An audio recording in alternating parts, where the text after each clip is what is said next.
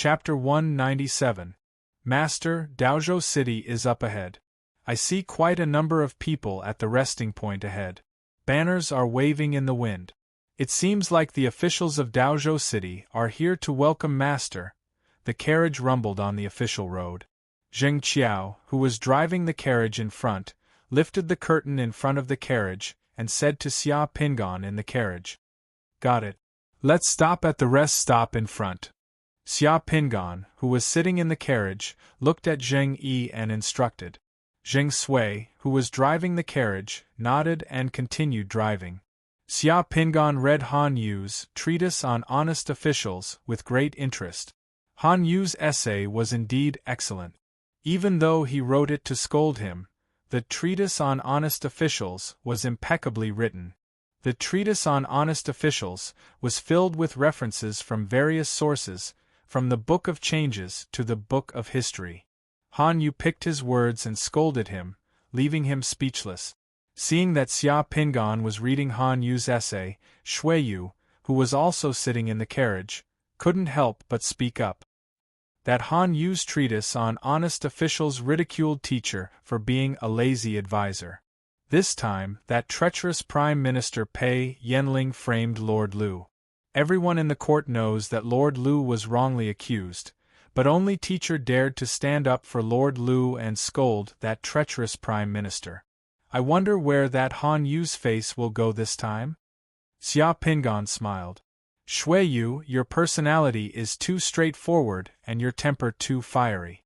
Everyone makes mistakes. I've been the advisor for many years, but I've never said anything. Han Yu couldn't stand it and wrote an essay to scold me. Han Yu's essay is extremely well written. You should learn from it. Teacher, why didn't you refute Han Yu back then? There are things to do and things not to do. You must remember that an advisor is like a sword. If you encounter someone who doesn't like sharpening the sword will be used too much and it won't be sharp. How can it cut through the thorns at the crucial moment? In my position as the advisor, I risked my life to advise His Majesty this time. As long as I can prevent His Majesty from doing foolish things, preventing Lu Ji and the others from being harmed by Pei Yanling, and preventing His Majesty from becoming an incapable ruler who kills his loyal subjects, that's enough. Teacher, who is the person who sharpened the sword? Taizong enjoyed sharpening his sword, and Wei Zheng revealed his edge. Xia Pingan said. Shui Yu seemed to have understood something, but his face was still full of anger. Everyone knows that Pei Yanling is a sycophant. He is incompetent, but he is good at messing with people. Back then, when the traitorous Prime Minister was in charge, he only made some books and accounts to fool His Majesty. The treasury of the imperial court didn't increase at all, but His Majesty thought that he was good at managing money and promoted him. That traitorous Prime Minister should be killed and demoted. Xia Pingan looked at Shui Yu, inwardly thinking that this Shui Yu's temperament was straightforward after all. If it wasn't for him keeping him at his side to guide him from time to time, this Shui Yu might have already been punished for his words, banished to desolate border. He wondered if changing Shui Yu's fate would increase the amount of god power he would obtain after successfully fusing with the Realm Pearl. Apart from Shui Yu, his student, Zheng Yi, who was currently driving the carriage and acting as his servant, had actually died a long time ago. This Zheng Yi was originally a loyal and righteous person, but because he didn't have the money to bury his father, when Yang Cheng was still living in seclusion at Summer Sun Mountain, this Zheng Yi was willing to become Yang Cheng's servant after helping him bury his father. However, Yang Cheng was honest and didn't want to repay this kindness, only wanting to treat Zheng Yi as his student. He even taught Zheng Yi how to read, learning the Book of Songs and Style of the Nation. However, that Zheng Yi really wasn't the type to study. In the end, he felt that he had let down Yang Cheng's teachings, unable to study, and was incomparably ashamed, actually hanging himself. Zheng Yi's death was also the most vexing thing in Yang Cheng's life.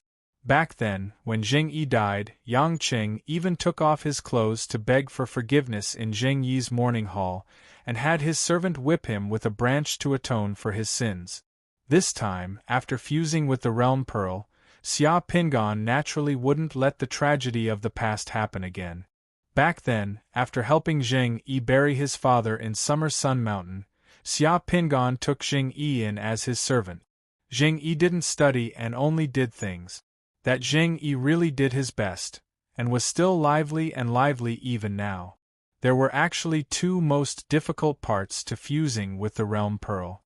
First, after Yang Cheng was recruited by the imperial court to become a remonstrant physician, he knew when to risk his life to speak up and obtain the opportunity to be demoted to Daozhou. Second, after being demoted to Daozhou, he knew what to do to relieve the suffering of the people of Daozhou. The illusory child summoned by the realm pearl should be related to the dwarves that the people of Daozhou offered as tributes to the imperial court. The carriage quickly arrived at the resting point. More than 100 officials of Daozhou City had gathered here, including the banner bearers, to welcome the arrival of the new provincial governor. Xia Pingan got off the carriage and took out his official seal, indicating his identity. The officials of Daozhou City welcomed Xia Pingan and prepared to return to Daozhou City. As he sat in the carriage, Xia Pingan was already thinking about where he should start after arriving in Daozhou. The matter of refusing to pay tribute was no minor matter, and it involved the interests of all parties. His subordinates and the observers above him could all be involved. Ever since Emperor Yang of Sui, Daozhou had been paying tribute to the dwarves. The dwarven figurines of the Great Tang all came from Daozhou. In the words of later generations, the dwarves had already formed an industrial chain in Daozhou. Many people had been promoted and made money through paying tribute to the dwarves. His arrival this time was to cut off many people's paths to promotion and wealth. The officials and the banner of honor welcoming Xia Pingan walked on the official road in an awe-inspiring manner, drawing the attention of the common people along the way. In less than an hour, Xia Pingan's carriage followed the officials to the eastern gate of Daozhou City. After walking for so long and under the scorching sun, the banner-bearers were all listless, but they still managed to keep their spirits up. Just as the carriage was about to enter the city, a woman suddenly rushed out from the side of the city gate. She immediately knelt in front of the banner of honor and loudly wailed, "This commoner has been wronged. Provincial governor, please redress this commoner's grievances."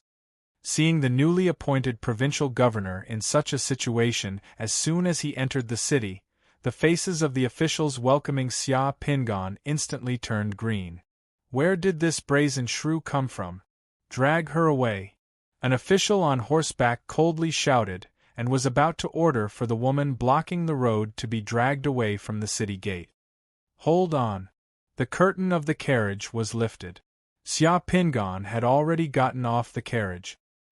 He directly passed by those officials and banner-bearers and came to the place where the woman was kneeling as he glanced at her. The woman kneeling on the ground was over 20 years old.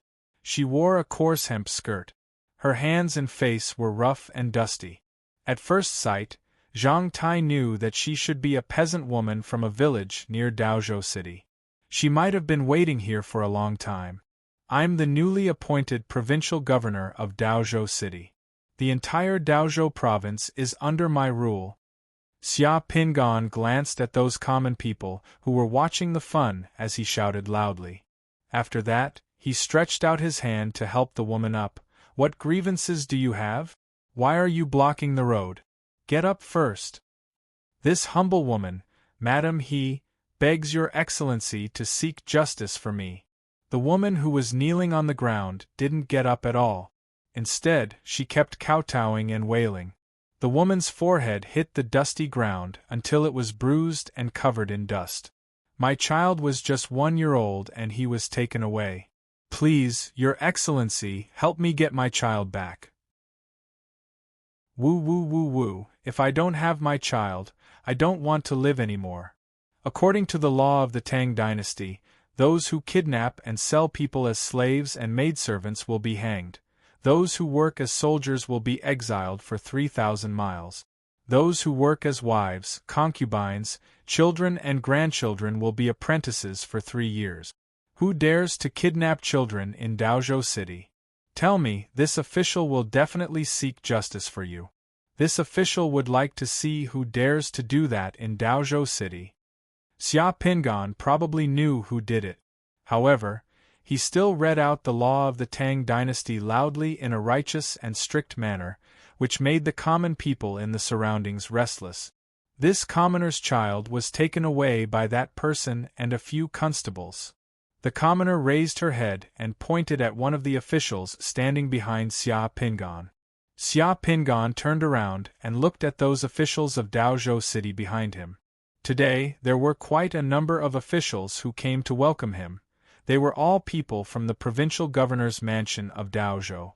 There were also the provincial governor's mansion's special attendants, the Minister of War, the Minister of War, the Minister of Justice, the Minister of War, the Minister of War, the Minister of Justice, the Minister of War, the Minister of War, the Minister of Justice, the Minister of War, the Minister of War, the Minister of Justice, the Minister of War, the Minister of War, the Minister of Justice, the Minister of War, the Minister of War, the Minister of Justice, the Minister of War, the Minister of War, the Minister of War, the Minister of Justice, the Minister of War, the Minister of War, the Minister of Justice, the Minister of War, the Minister of War, the Minister of Justice, the Minister of War, the Minister of War, the Minister of Justice, the Minister of War, the Minister of War, the Minister of Justice, the Minister of War, the Minister of War, the Minister of Justice, the Minister of War.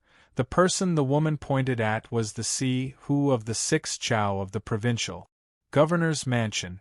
The position of Si-Hu was responsible for keeping track of the population. In Xia Pingan's eyes, this was a minor official.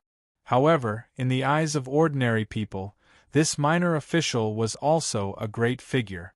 The Si-Hu of Daozhou City was a man who looked like a pig. He was in his 30s and had urinary blisters, dark circles under his eyes, and a fat head. After walking for a while, he was sweating profusely and gasping for breath.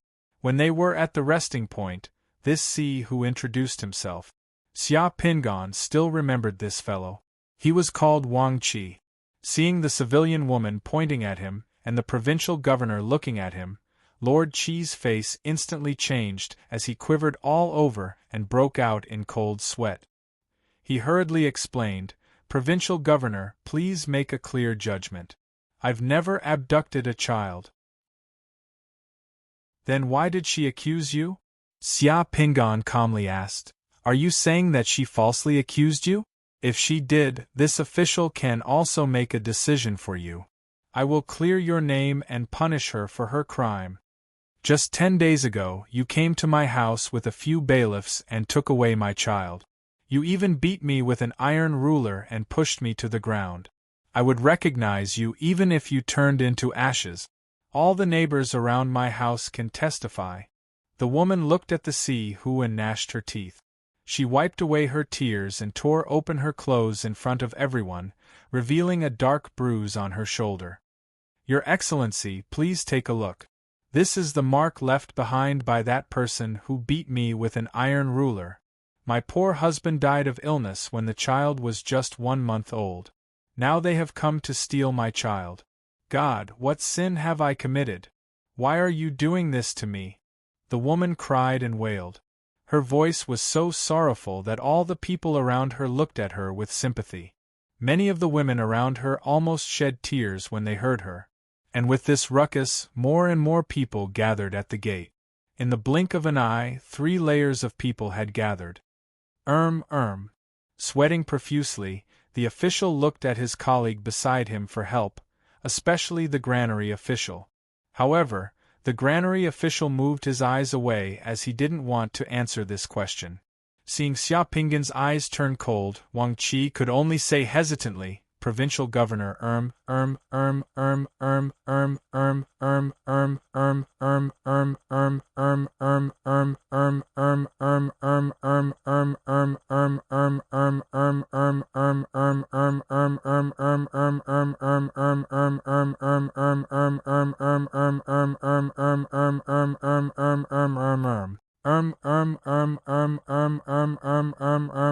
my Great Tang is a place of reason.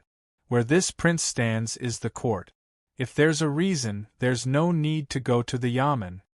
Xia Pingan loudly declared, his voice brimming with killing intent and righteousness. His words jolted the minds of the crowd. If you have something to say, you can say it right now in front of all the people of Daozhou City. If you don't, this official will immediately take your head for the crime of plundering.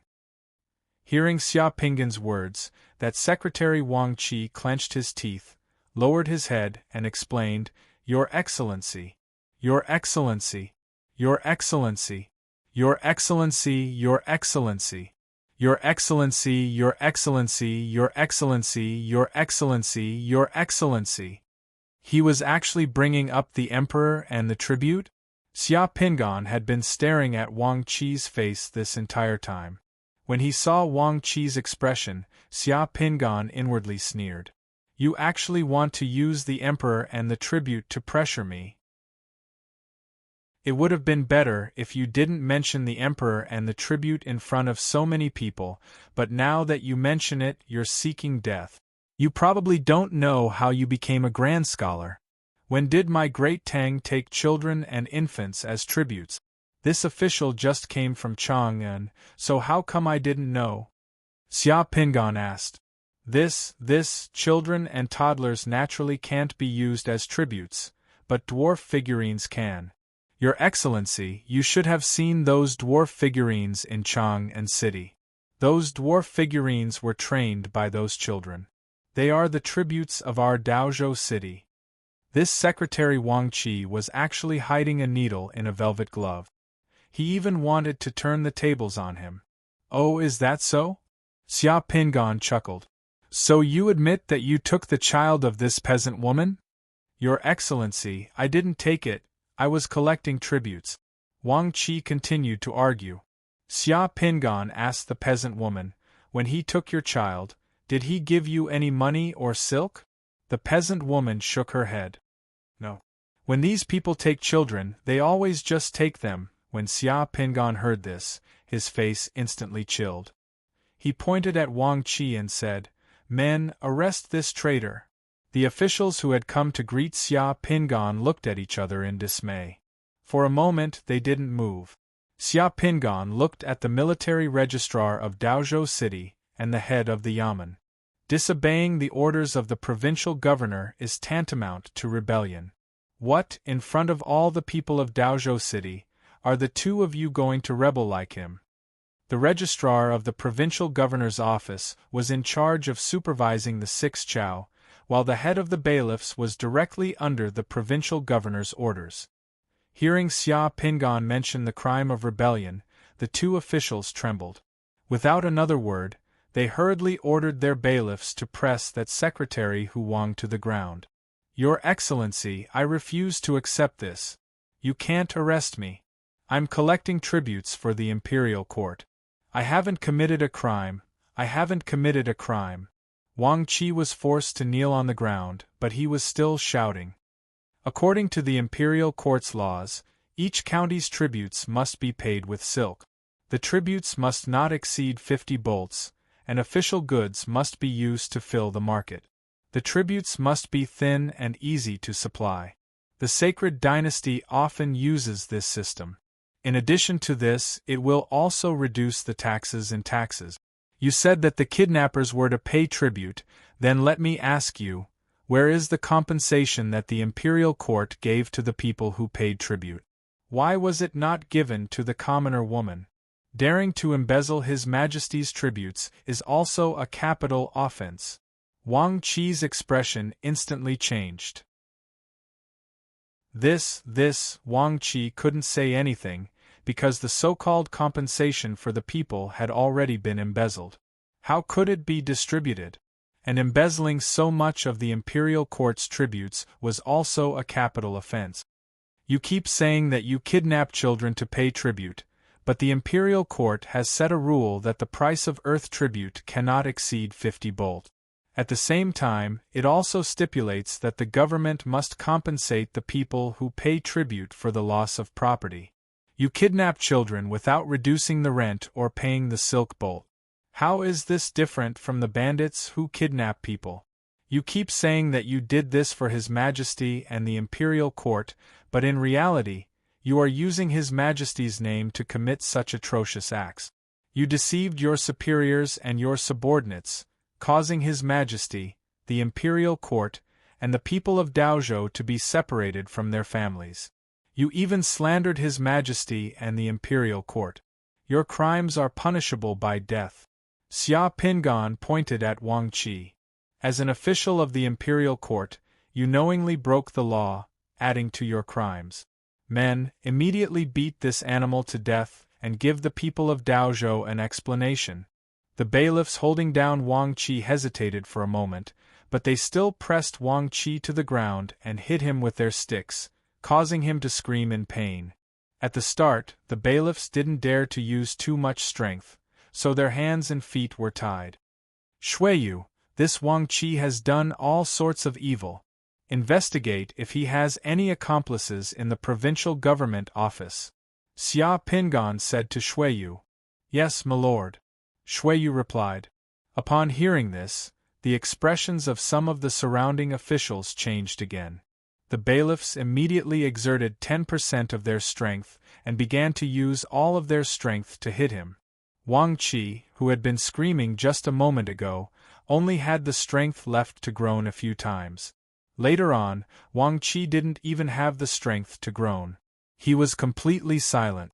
In front of all the people in Daozhou City, Xia Pingan had beaten an evil official to death at the gate of Daozhou City, shocking all the officials of the provincial government office. When Wang Qi was being beaten, the surrounding people spread the news. More and more people gathered here to watch the fun. In the blink of an eye, thousands of people had gathered at the gate of Daozhou City. After being beaten over 100 times, Wang Qi's back had been smashed. His mouth and nose were bleeding. He didn't make any sound like a piece of rotten meat anymore. The bailiff stopped. The registrar of the provincial government office came forward to check Wang Qi's body before reporting to Xia Pingan with a quivering voice, My lord, Wang Qi has been beaten to death, drag him away. Xia Pingan ordered. Qingtian is here, Lord Qingtian is here. An old man exclaimed excitedly at the sight of this scene. Provincial governor, please seek justice for us. Numerous people started to shout. My lord, my kid was also caught by them. Someone knelt down as he pleaded, My lord, please save my poor kid. My lord, please save the people of Daozhou province. They're too miserable. More and more people knelt down at the gate of the city as they pleaded with tears. Chapter 198. The officials from the provincial governor's office, who came to welcome Xia Pingan, didn't expect that Xia Pingan would dare to kill people the moment he arrived in Daozhou. Of course, they didn't expect that so many people would gather at the city gate in such a short time. Xia Pingan could make the people of Daozhou City so agitated. The crowd knelt on the ground and wanted Xia Pingan to seek justice for them. The people of Daozhou had suffered for a long time. They finally welcomed an official who dared to seek justice for them. Everyone was agitated. Everyone, get up! Xia Pingan looked at the people kneeling on the ground and walked to the carriage. He stood on the carriage so that everyone could see him and hear him speak. Since Yang City is the provincial governor of Daozhou, we will not allow anyone to harm the people of Daozhou. If you have any grievances, you can tell me. I will seek justice for you. Hearing Xia Pingan's words, the people gathered at the city gate became even more agitated. A white-haired old man stood up shakily. He cupped his hands at Xia Pingan and said, Your Excellency, the people of Daozhou suffer the most when it comes to paying tribute to the imperial court. Since Emperor Yang of Sui until today, in the past 100 years, countless people in Daozhou have lost their families, whose relatives, friends, and ancestors haven't encountered such things. If someone is pregnant, they don't dare to let others know. Or they can only secretly flee to other places, afraid that the child will be captured and turned into a dwarf as a tribute to the imperial court. The officials in the yamen are like wolves and tigers. Every year, they will go to various places in Daozhou to check the household registers. If they see children from poor families, they will take them away in the name of the yamen. Whoever dares to stop them will be an enemy of the imperial court and disrespect the emperor. Every year, in my Daozhou, there are at least a dozen families separated from their children, and at most 100 families. This is the most tragic thing in the world. Sir, please uphold justice for the people of my Daozhou.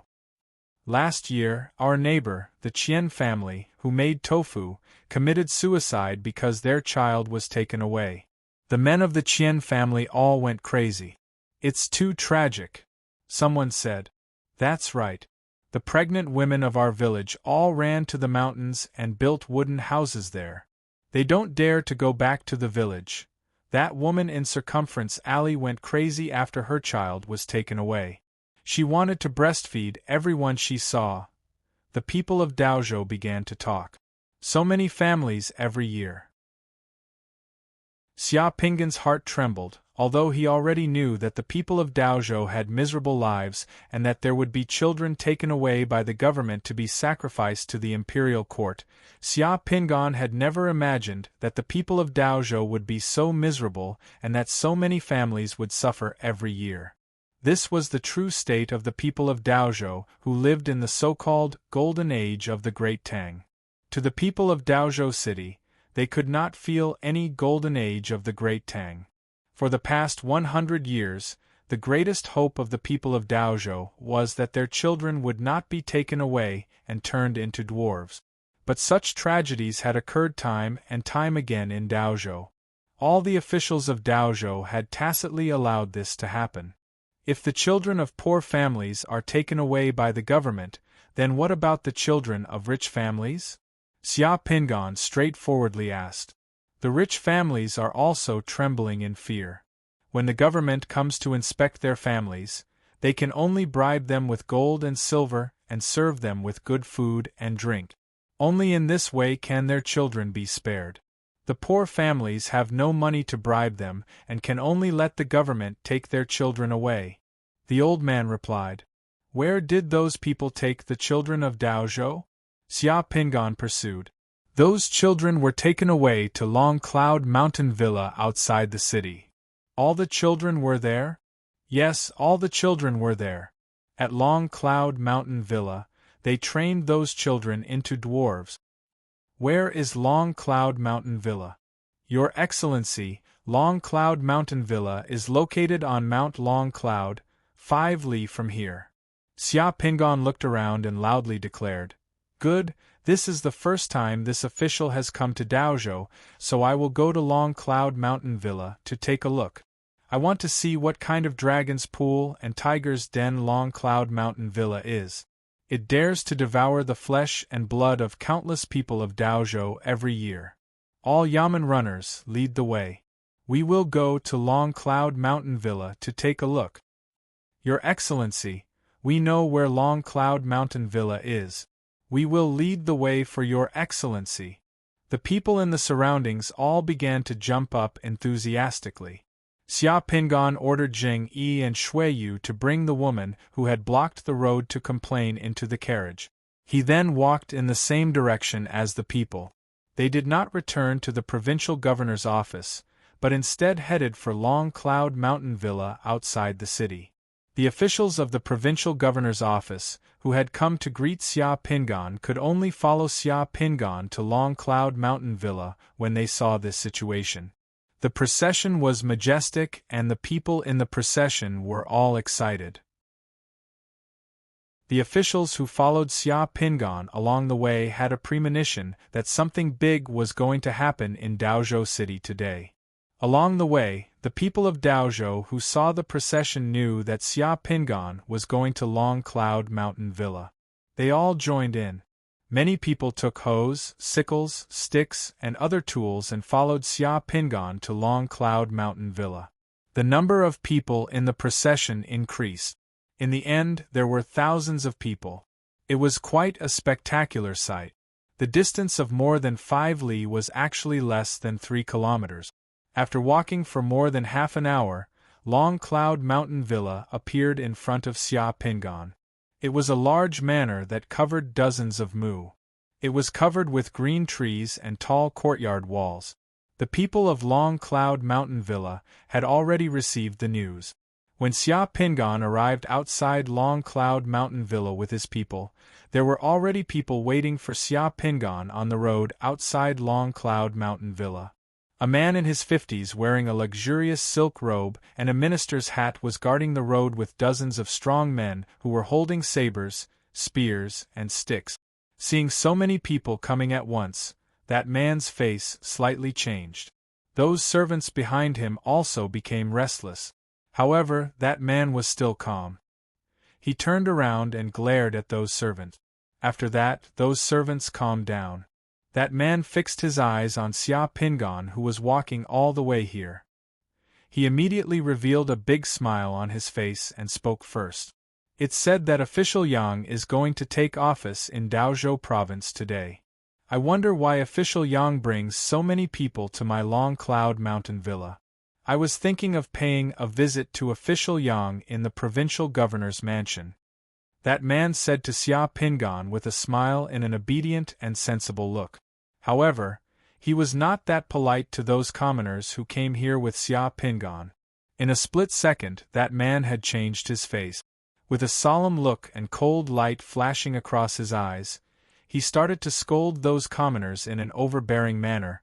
What do you lowly commoners come here for? Don't you know that our Long Cloud Mountain Villa is an important place in Daozhou City? We're responsible for paying tribute to the imperial court. His Majesty in Chang'an City is still waiting for the tribute from Long Cloud Mountain Villa. Paying tribute is the most important thing in Daozhou province. It's a chance for us to express our loyalty to the imperial court and His Majesty. If you affect the tribute of Daozhou City, do you deserve it? Do you want to rebel? Get out of here. If you dare to make trouble, you lowly commoners will lose your lives. Nobody can save you then. That man's imposing manner was like that of a wolf or a tiger. Many commoners on Xia Pingan's side were scared by him as they moved back a few steps. At the same time, they all moved their eyes onto Xia Pingan. Xia Pingan narrowed his eyes as he looked at the man. What the man had just said to the commoners was actually for him to hear. It was a threat. Who are you? Xia Pingan asked straightforwardly. That man turned around and looked at Xia Pingan with a smile as he cupped his hands towards Xia Pingan. Lord Yang, I'm Zhuang Chao, the owner of Long Cloud Mountain Villa, the squire of Daozhou City and the village head of this place. Our Zhuang family has been rooted in Daozhou City for more than 10 generations and has always been loyal to the emperor and loved the commoners. Lord Yang, you're here today. I don't know whether you've been bewitched by a villain or not, but our Long Cloud Mountain Villa has never done anything against the law. Oh really? Then why did I hear that you're hiding many abducted children from Daozhou City in your Long Cloud Mountain Villa? Xia Pingan asked. Zhuang Chao looked serious. What do you mean, Lord Yang? The children in my Long Cloud Mountain Villa are all tribute. They're meant to be trained and sent to the imperial court on behalf of Daozhou City. How can you say they're hiding? Lord Yang, you're slandering our Long Cloud Mountain Villa today. It's really disappointing. Last time, Lord Observer even came to our Long Cloud Mountain Villa and encouraged us to do our best to complete the important task of paying tribute to the imperial court. If we don't train those dwarf figurines and delay the important task of paying tribute to Daozhou City, the imperial court and Lord Observer will blame us. Can Lord Yang bear this responsibility? What a glib tongue. You're actually threatening this official. Xia Pingan laughed loudly. His face turned cold. No matter how glib your tongue is, the imperial court's laws are not something you can reverse with just a few words. According to the imperial court's laws, each county's tribute must be paid with the local produce and silk. The tribute must not exceed 50 bolt. Furthermore, official goods must be used to fill the market. The tribute must be thin and easy to supply. The Holy Dynasty has always used this system. In addition to this, it will also reduce the taxes. The children in your Long Cloud Mountain villa are all abducted. How can they be considered tributes? Minister Wang Qi has already been executed. Do you think this official doesn't dare to kill you? If the imperial court and the observer want to blame us, then feel free to do so. This official even dared to impeach Pei Yanling. Why would I be afraid of your threats? You colluded with Wang Qi and abducted children. You've committed a heinous crime. You deserve to die. Zhuang Chao's face changed. Just as he was about to say something, Xia Pingan reacted quickly. He grabbed the Tang saber at Shui Yu's waist and swung it. Under the gaze of the officials of the Daozhou provincial governor's office and the thousands of people around, Xia Pingan's sword directly cut through Zhuang Chao's neck. Zhuang Chao's head, which still carried a trace of shock, immediately fell from his neck and rolled on the ground. Chapter 199. Zhuang Chao's eyes were still wide open after his head was chopped off by Xia Pingan, as if he couldn't believe that the newly appointed provincial governor of Daozhou dared to kill him. Blood spurted out from the neck of the headless body a foot high. After swaying twice, it fell to the ground, stirring up a cloud of dust. Seeing this scene, the servants of Long Cloud Mountain Manor, who were holding sabers, swords, and sticks, were completely peed in their pants. The officials of the provincial governor's mansion were also greatly frightened. They had thought that Xia Pingan was just a civil official who had been demoted to Daozhou because he was an advisor. Who would have thought that Xia Pingan was so decisive that he was not inferior to a general? Before they returned to the provincial governor's mansion, Xia Pingan had already killed 2 people in a row. This newly appointed provincial governor dared to fight with the prime minister in the imperial court. It was said that he was finally spared because the crown prince and the students of the imperial college pleaded for mercy to his majesty. However, he was even more difficult to deal with when he arrived at the provincial governor's mansion. His means and courage were definitely not something that could be fooled by ordinary people. A servant's hand trembled as the stick in his hand fell to the ground. With a pale face, he immediately knelt on the ground and begged, Don't kill me." Seeing that some servants had dropped their weapons, the other servants followed suit and hurriedly dropped their weapons to the ground before kneeling down and begging for mercy.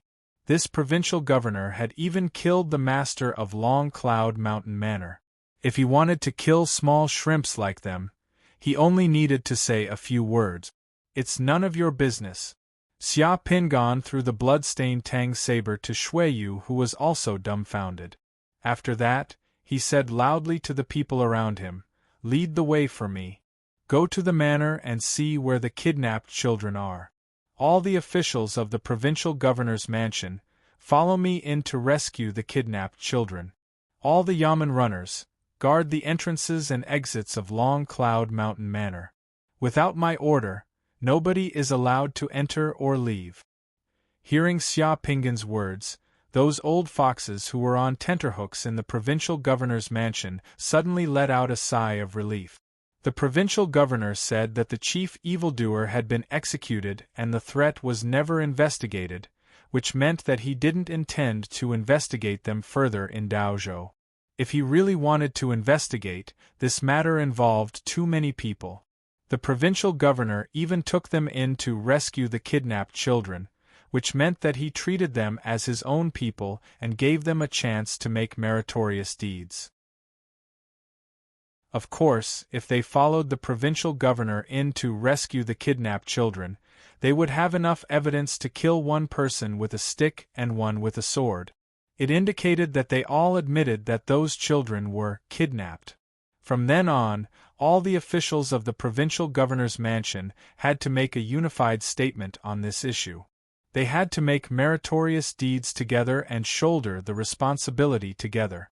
If they dared not follow the provincial governor in, they might become the second Wang Qi. Additionally, in such a situation, the provincial governor even thought about having the yamen runners guard the gate of Long Cloud Mountain Manor in case those commoners were instigated to commit robbery, smashing, and burning after entering the manor. Such a provincial governor made those officials in the provincial governor's mansion both respectful and fearful. They didn't dare to have any thoughts about him. Seeing Xia Pingan walking towards the gate of Long Cloud Mountain Manor with those servants, the officials of the provincial governor's mansion also followed him in. Being afraid of being left behind, those yamen runners of the provincial governor's mansion also guarded the gate of Long Cloud Mountain Manor to maintain order and prevent those restless commoners from entering together. "Where are those kidnapped children? Take me there," Xia Pingan asked the moment he entered the manor. Seeing a group of officials and yamen runners from the provincial governor's mansion rushing in with murderous intent, the armed guards in the manor were so scared that their faces turned as pale as quails. However, nobody dared to stop them. Instead, they all lowered their heads and stood aside. The manor was very big and had a rich atmosphere. After a group of manor servants took 7 or 8 turns, Xia Pingan finally arrived at the backyard of the manor and saw the children who had been kidnapped. Even those who were stone-hearted couldn't help but tremble when they saw the scene in the backyard of the manor. It was recorded in the history books that the dwarves were trained in the Taozhou by placing the stolen children in jars to limit the child's growth and development, so that the child would grow into a dwarf and be artificially disabled. Previously, Xia Pingan had some doubts when he saw it in the history books, but now that he saw it, he couldn't help but almost cry. This method of training dwarfs was extremely cruel. Xia Pingan saw about 50 to 60 children, all of whom were placed in iron jars of various sizes. The tallest iron jar was less than 3 feet tall, while the smallest iron jar was only about 1 foot tall. Only the children's heads could be seen from the iron jars. All of the children's limbs were curled up in the iron jars like pickled vegetables, unable to move at all. Someone was watching them. Those children who dared to cry in the iron jars would be slapped with wooden boards. In addition to those children who were put in iron jars, there were 20 to 30 dwarfs who were less than 1 meter tall. Like clowns in a circus, they were being trained to learn all kinds of fancy acrobatic skills such as wielding swords, jumping balls, standing upside down, walking on ropes, dancing with huge beasts, playing with sparrows, riding poles, fighting between humans and beasts, 7 sets, spreading fish dragons, playing with lions, swallowing knives, spitting fire, etc. The person in charge of training here was an old man. When the old man heard that Zhuang Chao's head had been chopped off by the new provincial governor, he was so scared that he immediately knelt down. Those who were training dwarfs also knelt down and kowtowed in front of Xia Pingan. They were so scared that their faces turned pale. Those dwarfs who were being trained didn't know what to do and could only stand at the side. "Sir, please understand. It's really not our business. I'm only here to listen to the manor lord's orders and help him train the dwarfs to be offered as tribute to the imperial court. We really don't know anything else." Xia Pingan took a deep breath. "Get up first and release those children who are trapped in the iron jars." "Yes, yes, yes." Those people hurriedly released those children who were trapped in the iron jars one by one. Those children were trapped in the small iron jars. They had to defecate and pee in the jars. Many of their bodies had already festered. Most of them had various skin diseases. Snakes and insects were also released from one of the iron jars together with the children. Those children who were trapped in the iron jars had already been bitten by snakes and insects. "Why are there snakes and insects in the iron jars?" Xia Pingan asked that old man. "Sir, this is our ancestral training method. Those who don't listen to us will be thrown into the iron jars." Those snakes and insects will bite people but won't kill them. That old man explained to Xia Pingan while trembling. When other children see things being thrown into the iron jars of those who don't listen to us, they will also be obedient. Additionally, they won't feel uncomfortable being locked in the iron jars. Throwing snakes and insects into the iron jars was a form of psychological training. Originally, those children would feel uncomfortable about being locked in the iron jars. However, if those children found that there were no snakes or insects in their iron jars, they would feel very lucky. Bit by bit, they would develop the habit of being obedient and become dwarfs physically and mentally. How long do these children have to stay in the iron jars? When they reach 16 years old, their bodies will stop growing. They won't be locked in the iron jars anymore. After that, they can be released to train various acrobatic skills. How do they sleep? They sleep standing up in the iron jars, turning healthy children into dwarfs over a period of 10 to 20 years, turning them into tributes and specialties, and sending them to Chang'an for the entertainment of the emperor and those rich and powerful families. This was the ugliest thing that happened in the golden age of the Tang Empire, and had been going on for more than 100 years. In Chang'an, it was an insignificant entertainment for the emperors. But in Daozhou City, it became a mountain that pressed down on the heads of countless people in Daozhou City. Whoever dared to oppose it would be an enemy of the Tang Empire, the imperial court, the emperor, and all the officials and local tyrants in Daozhou City. The local officials in Daozhou City, in order to get rich and curry favor with their superiors, did not care about the lives of the local people. They forcefully started this project and turned Daozhou, which originally did not produce dwarfs, into the hometown of dwarfs of the Tang Empire. Xia Pingan wanted to kill someone, but he did not know who to kill. After calming himself down, Xia Pingan directly ordered the official beside him. Go to the city and find a doctor to treat the children here. At the same time, seize and count the property of Changyun Villa. Then find the parents of these children and have them come to take them back. Hearing this, an official beside him could not help but step forward and remind him worriedly in a low voice, Your Excellency, it's almost time to pay tribute. Daozhou used to pay tribute to the imperial court every year. If Your Excellency releases all these people, the observer and the imperial court will ask why Daozhou has no tribute. How will Your Excellency deal with that? This is no small matter. In this era, if a local official dared to refuse to pay tribute to the imperial court and the emperor, it was not as simple as remonstrating. This was a challenge to the order of the entire imperial court and officialdom. It would definitely set off great waves, and at the same time they would also be under great pressure. The official who reminded Xia Pingan wanted to let Xia Pingan know that this matter was not so easy to handle. It was easy to release these people now, but what about the tribute of Daozhou? To an official, paying tribute was the most important matter. This year, Daozhou will not turn the children of Daozhou City into dwarves and offer tribute to the imperial court. This matter of tribute is self-imposed. If the higher-ups want to investigate, I will bear all responsibility. I will not implicate everyone. Even if the imperial court takes my head, my decision will not change. Xia Pingan firmly declared to all the officials in the provincial governor's residence. As an official, I must bring prosperity to a region. This is my creed, and I will encourage all of you. The officials of the provincial governor's residence were all stunned by Xia Pingan's words. This provincial governor dared to refuse to pay tribute. If Daozhou City refused to pay tribute, it would inevitably shake the entire officialdom of the Great Tang and Chang'an. After their shock, the officials of the provincial governor's residence looked at Xia Pingan with a different feeling. For the sake of the people of Daozhou City, the new provincial governor had already cast aside his life.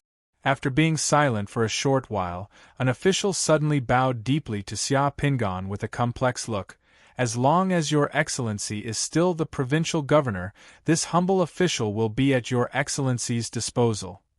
This humble official will be at Your Excellency's disposal. The other officials of the provincial governor's residence also bowed deeply to Xia Pingan and said in unison. Chapter 200. Mother. Stone, stone, come here and let mother see, let mother see. The citizen who had blocked the road to complain tightly hugged his child, crying his eyes out. As he hugged his child, he kowtowed to Xia Pingan. Thank you, sir, thank you.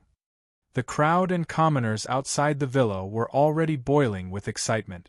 The commoners of Daozhou City, who had heard the news, hurriedly rushed to the Long Cloud Villa. The scene of the kidnapped children meeting their relatives one after another made them both sad and happy. There were also some who had been separated for too long.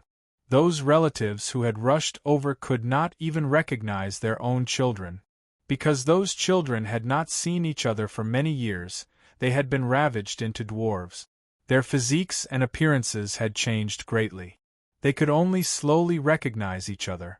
Xia Pingan let Jing Yi drive the carriage to send the child and the woman home. The matters of the villa were left to his subordinates to handle. Today, he had just arrived in Daozhou City and had already dealt with the Long Cloud Villa. It could be considered a victory at the start. But Xia Pingan knew that this was only the beginning. Whether or not he could succeed in stopping the tribute in Daozhou City depended on the following game with the imperial court and the officialdom. Once the following game failed, the imperial court and the people above could change the provincial governor at any time, and Daozhou City would once again have to pay tribute to the dwarf terracotta troupe. Therefore, this matter was not over yet. Xia Pingan recalled the various records of events after he arrived in Daozhou City in his mind. At the same time, he returned to the provincial governor's office with the officials of the provincial governor's office.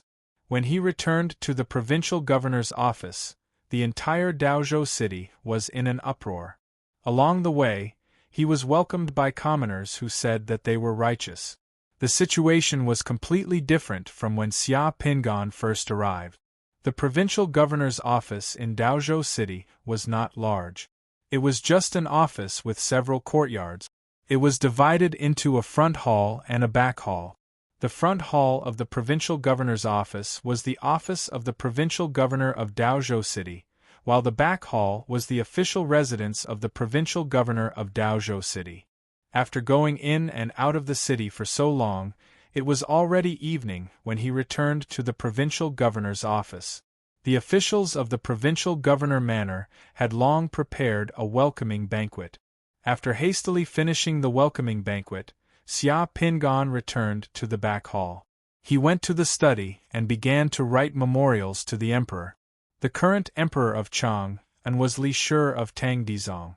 To be honest, Li Shi was ambitious and always wanted to make some achievements. He wanted to work hard and create a situation like the Kaiyuan age for the Tang Empire. It was a bit unfair to say that he was a fatuous ruler. However, Li Shi was born at the wrong time. There were vassal towns fighting each other outside, and he didn't know how to use people inside. He didn't know how to judge people. On one hand, he wanted to be a wise emperor and bring the Tang Empire back to glory, but on the other hand, he was doing some useless things. Many loyal ministers were driven out of Chang by him. In the end, he even began to rely on eunuchs to rule. Xia Pingan knew that in history, Yang City had written memorials to Li Shi to stop paying tribute. However, he had never seen how the memorials were written, nor did he know. At this time, Xia Pingan could only rely on himself to write them. Xia Pingan thought for a long time in the study. In the end, he decided to start with emotions first and then reason. He wanted to persuade Li Shi to give up the dwarf tribute from Daozhou City. With this in mind, Xia Pingan picked up a brush and began to write. When I first arrived at Daozhou City, there was a woman who knelt and cried out for injustice. She said that her child was taken away, and that mother and son were separated by life and death. It was a tragedy in the human world. The woman cried and wailed, tears and snot flowing down her face. Her voice was like weeping blood. She was very miserable. Mencius said that everyone has a heart of compassion and benevolence. From the woman's situation, I thought of the old events of the second year of Qianyuan. The traitor Siming led an army to attack Luoyang. Your Majesty's birth mother, Empress Dowager Ruizhen of the Tang Empire, disappeared in the chaos. Your Majesty lost his mother before he was even a year old. It was a tragedy in the human world and the misfortune of the country. Later on, Zhongzong ascended the throne and searched for Empress Dowager Ruizhen for more than 10 years without success. Your Majesty's love and filial piety is well known. However, Your Majesty is the ruler of the world. How can you bear to see the mother of the world lose her son, and the son lose his mother? There are beasts in the mountains. The separation of mother and son goes against common customs and the holy way, let alone humans. I am Your Majesty's subject. How can I turn a blind eye to such a tragedy in Daozhou? When I asked, I found out that the woman's son had been taken away by the cruel officials and evil gentry. He was going to be placed in a jar and raised for more than 10 years until he was turned into a dwarf and offered to Your Majesty as a tribute. Previously, there was the traitor Shi Siming who separated Your Majesty from your birth mother in Luoyang. Today, there is Daozhou's cruel officials and evil gentry who used Your Majesty's name to separate the mother and son of countless people in Daozhou City. This disaster is even worse than Shi Siming's. This cruel officials and evil gentry bullied the people below and the emperor above. This goes against common customs and goes against the holy way. If Empress Dowager Ruizhen were in Daozhou, she would not be able to bear to see it. Xia Pingan had written a little less than half of the memorial when Shuiyu knocked on the door and said that an official from the manor wanted to see him. Xia Pingan put down the memorial and asked Shuiyu to call the person in. A moment later, he saw the grantor of the provincial governor's manor walk in with his head lowered and a few ledgers in his hands. The grantor of the provincial governor's manor was a civil official in his 50s. He was tall and thin, and he seemed to be very cautious. This lowly official has committed a crime. Lord Provincial Governor, please punish me. The moment the grantor saw Xia Pingan, he kneeled down and touched the ground with his forehead, not daring to raise his head. What crime have you committed? Stand up and speak. Xia Pingan calmly said. Yes. The grantor cautiously stood up, but his head was still lowered and his waist was bent.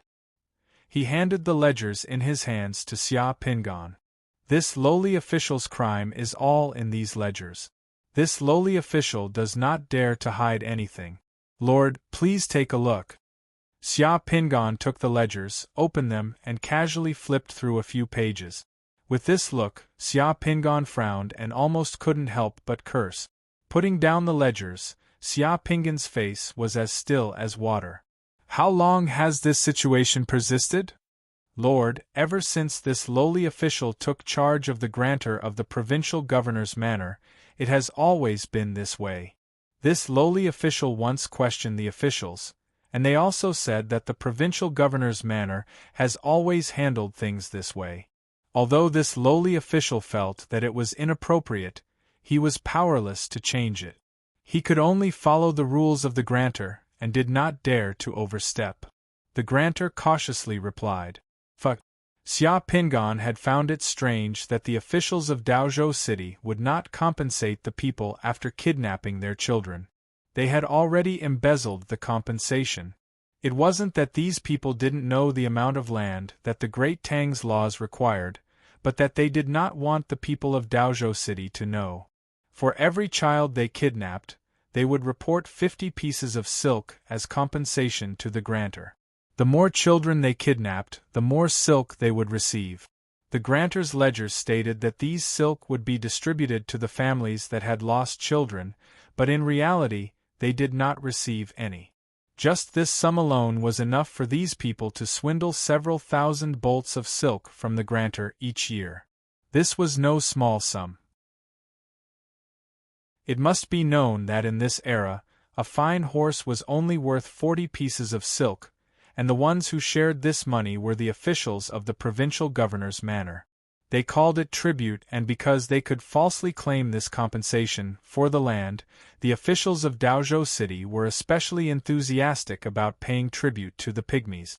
They would only catch a few children, never too many. What else do you know? Speak. The grantor clenched his teeth. Lord, the imperial court only needs one pygmy each year for the land tribute, and the vast majority of the pygmy figurines in Long Cloud Manor are taken from the homes of the common people in the name of tribute.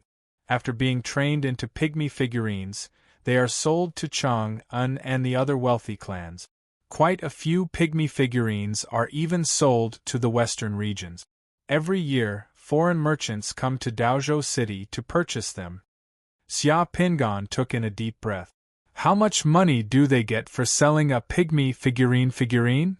The cheapest is around 1,000 taels of silver, while the most expensive is several thousand taels of silver. Does everyone in the provincial governor's manor know about this? Basically, everyone knows. Why does Zhuang Chao come here? Doesn't anyone dare to stop him? Indeed, nobody dares to stop him. Firstly, it's related to the tribute. If there's no tribute, the provincial governor would be responsible for it. Therefore, he could only turn a blind eye to it. Those in the provincial governor's manor who have taken the tribute wouldn't complain about it either. Additionally, Zhuang Chao often said that he knew the relatives of the rich clans in Chang'an City who often came here to buy pygmy figurines for him. Nobody knows how deep his background is. Therefore, all the officials in Daozhou City dare not offend him. Chapter 201. Xia Pingan had someone convert all the property and silver from Long Cloud Manor into silk bolts, and according to the rules of tribute, all of them were distributed to those poor families whose children had been robbed over the years. Each family had 50 bolts of silk bolt. In just a few days, it was as if a great play was being played out inside and outside Daozhou City. First, countless children who had been kidnapped to Long Cloud Manor were reunited with their parent. Then, the provincial governor's compensation was distributed. Countless people in Daozhou rushed to spread the news. In front of the provincial governor's manor, the people of Daozhou sent chickens, ducks, and fish to the provincial governor's manor almost every day out of gratitude. Xia Pingan had people accept the gifts sent by the people. Then, he had the chefs of the provincial governor's manor make meat soup and share it with the officials of the provincial governor's manor. After Xia Pingan finished writing the memorial to the imperial court, he sent it out. 3 days after the memorial was sent out, a group of travel-worn people came from afar. After entering Daozhou City, they went directly to the provincial governor's manor. Yang Qing, how dare you? The midgets that Daozhou City offered as tribute to His Majesty are clever and interesting. His Majesty likes them the most. The concubines and nobles in the palace also like them. When foreign envoys come to Chang'an, His Majesty often has the midget figurines of Daozhou City perform in public. Daozhou City has offered tribute for 100 years, and you stop just like that? Do you have any respect for the imperial court and His Majesty? In the main hall of the provincial governor's manor, Xia Pingan sat at the head of the table. A white-faced eunuch wearing the uniform of a eunuch was sitting beside Xia Pingan. He spoke in a sharp voice and raised his orchid fingers, severely criticizing Xia Pingan. This eunuch was Tang Dizong's tributary envoy. He was the eunuch in charge of supervising and inspecting the tributes sent to the imperial court. Although his position was not high, because he worked for the emperor, he could be considered the emperor's special envoy. His prestige far exceeded that of ordinary officials. This tributary had been overseeing Heng Province, supervising the tributes from all over Heng Province. His days had been quite leisurely, but when he heard about what Yang City had done in Daozhou City, he hurriedly brought a group of people to Daozhou City, looking like he was going to punish them. Xia Pingan sipped his tea unhurriedly. Until the tribute envoy finished speaking, he said calmly, Eunuch Chen, you're wrong. According to the law of the Tang dynasty, the tribute can only be provided with something, not without something. In Daozhou there are only dwarves and no dwarf slaves. There is no reason for the tribute to the common people. This is the first reason. Secondly, Daozhou is short of people.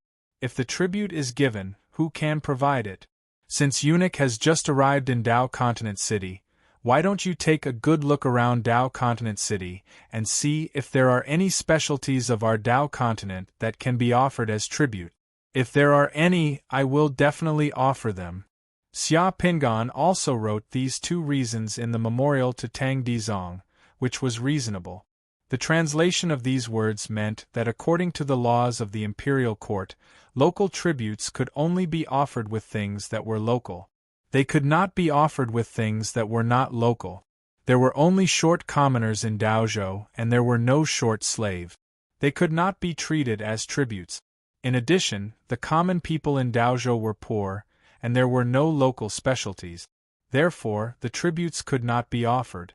The eunuch was choked by Xia Pingan's words. He was so angry that he trembled all over. He pointed at Xia Pingan and said, Fine, fine, fine. Everyone knows that your Yangkong sect is proficient in legal classic. I can't outtalk you. If you dare to refuse to offer tributes, don't regret it. I still have official documents to deal with. Eunuch Qin, if there's nothing else, please go back. Xia Pingan directly sent him off with a cup of tea. Outside the hall, a group of officials from the provincial governor's manor watched in fear as Xia Pingan withstood the pressure and angered the tribute envoy by the emperor's side to leave. When Eunuch Chen angrily left with his entourage, the group of officials carefully walked into the hall. Sir, Eunuch Chen will definitely return to Hung Province and complain to the observation room about you. The observation room will definitely send someone here. An official reminded. I know. Everyone, do your own thing. Xia Pingan said calmly. Xia Pingan had expected that the observation room would send someone here. He had already prepared for it. However, although Magistrate Chui's name was not recorded in the history books, he was also a man of righteousness and integrity. Xia Pingan was not worried. As expected, a few days later, Magistrate Chui from Hung Province brought his men and horses to Daozhou City in the name of urging the examination. Urging the examination was to supervise the local officials to hand over the money and taxes to the local government. Magistrates had the responsibility to supervise. If they encountered any illegal officials, they could directly arrest them. The officials of the provincial governor's mansion all came out of the city to welcome them. The magistrate who came to urge the examination was a man in his 40s. He had a square face and 2 thick eyebrows. He had a strong physique and rode on a tall horse. Beside him were dozens of subordinates wearing official robes. They were all equipped with swords and bows. They looked ferocious as if they were here for war. The magistrate's sharp eyes swept across the officials in Daozhou City. He discovered that they were all familiar faces. However, he did not see Yang Qing. His face darkened. Why don't I see Provincial Governor Yang? Reporting to Sir Chui, Provincial Governor Yang is in prison. An official from the provincial governor's mansion stepped forward and reported in a low voice. Provincial Governor Yang is in prison? What's going on? Magistrate Chui was shocked. He hadn't even made a move yet, so how could Yang Qing be in prison? Cough cough, I heard that Sir Chui was coming to urge the examination. Sir Yang felt that he was not doing enough to urge the examination, so he went to prison and locked himself in. He said that he was waiting for Sir Chui to come.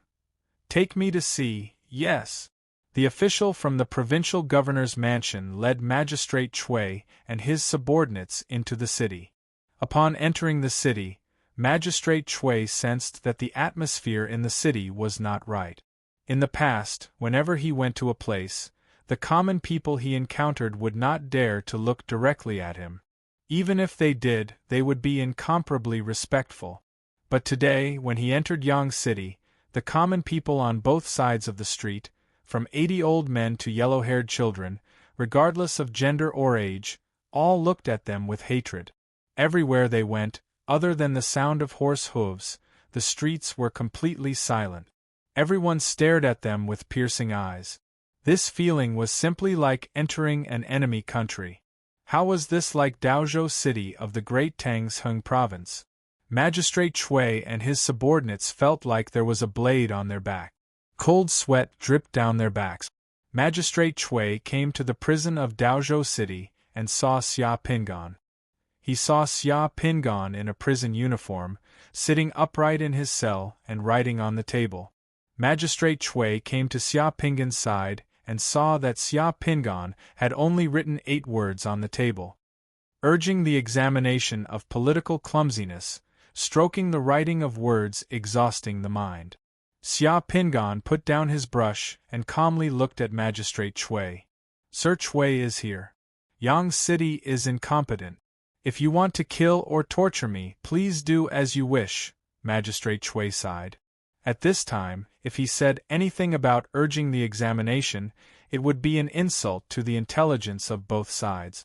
He bowed to Xia Pingan and left the prison without saying a word. He brought his subordinates and left Yang City, returning to Hung Province to report to the observer. The observer was furious. He once again ordered Magistrate Chui to capture Yang City and bring him to Hung Province. Magistrate Chui returned to his court and said to his subordinates, Daozhou's Yang City is truly a sincere gentleman. He is the parent of the people. If I capture him, won't I become a despicable person like Zhou Xing and Lai Junqian? I won't be able to rest easy. I'm afraid I won't be able to sleep peacefully for the rest of my life. I can't do this job. Everyone, please do as you wish. With that, Magistrate Chui took out his magistrate's seal and hung it in the hall. Then he left the hall. That night, he left Hung Province with his wife and son, disappearing without a trace. The Hung Province observer knew that his subordinate, Magistrate Chui, had actually hung up his seal and left. He also fell silent. Eunuch Lu, Yang City is unmoved by force or persuasion. I can't do anything about it. If we continue to cause trouble, I'm afraid it will incite a rebellion in Daozhou. I think we should let His Majesty decide on the matter of Daozhou's tribute. The observer said helplessly to Eunuch Lu. Okay. I'll go back to Chang'an and ask for the imperial edict. That Yang City dares to refuse to pay tribute. I'll see how long they can jump around. I don't believe His Majesty will allow them to do as they please. Eunuch Lu left angrily again. More than a month later, in Chang'an City's Daming Palace, after reading the memorial sent by Yang City from Daozhou, Li Shi's heart was in turmoil. He left Zichen Palace and strolled leisurely. Before he knew it, he had arrived at the altar and the ancestral hall. Seeing Li Shi's arrival, the eunuchs guarding the ancestral hall hurriedly knelt on the ground. Walking into the ancestral hall and looking at the memorial tablet of Empress Dowager Ruijin, Li Shi's deep gaze softened. This was the memorial tablet of his birth mother, Lady Shun. The honorific Empress Dowager Ruijin had been bestowed by Li Shi himself after he had ascended the throne. Forget it. Li Shi sighed softly and shook his head. In Chang'an City, the moment Li Shi said, "Forget it," Xia Pingan, who was in the study of the provincial governor's mansion in Daozhou City, was caught off guard. The entire world of the realm pearl shattered into a rain of light. The surging divine power began to wash Xia Pingan's body over and over again. By the time the feeling in his body disappeared, Xia Pingan's consciousness had already appeared in the divine hall of the secret mandala. The divine power in the vault of heaven in the mandala had increased by a full 100 points. This divine power seemed to have exceeded the upper limit of the perfect fusion of the realm pearl. Jingqiao had not died and Shuiyu had not been banished. The changes in their fates had indeed changed the result of the fusion of the realm pearl. Xia Pingan was somewhat excited.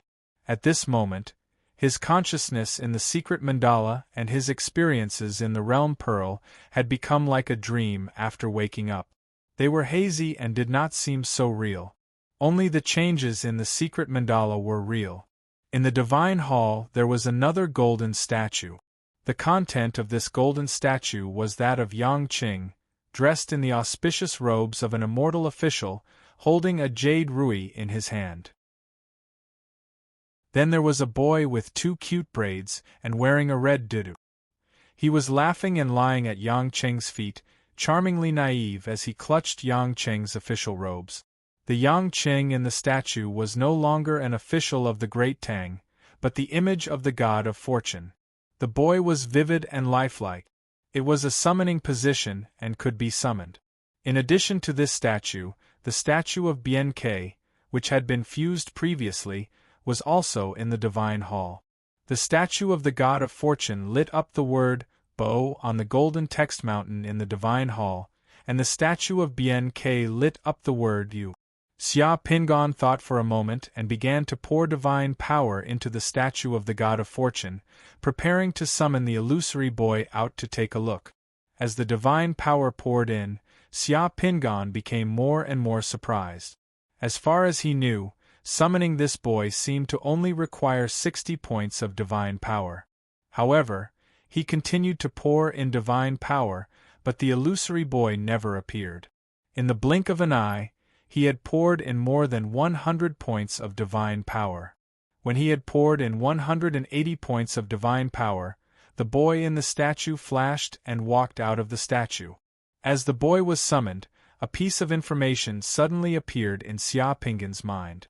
This was not the illusory boy, but the boy of fortune. The cute boy who had been summoned had the word fortune written on his belly band, and he was exceptionally naughty.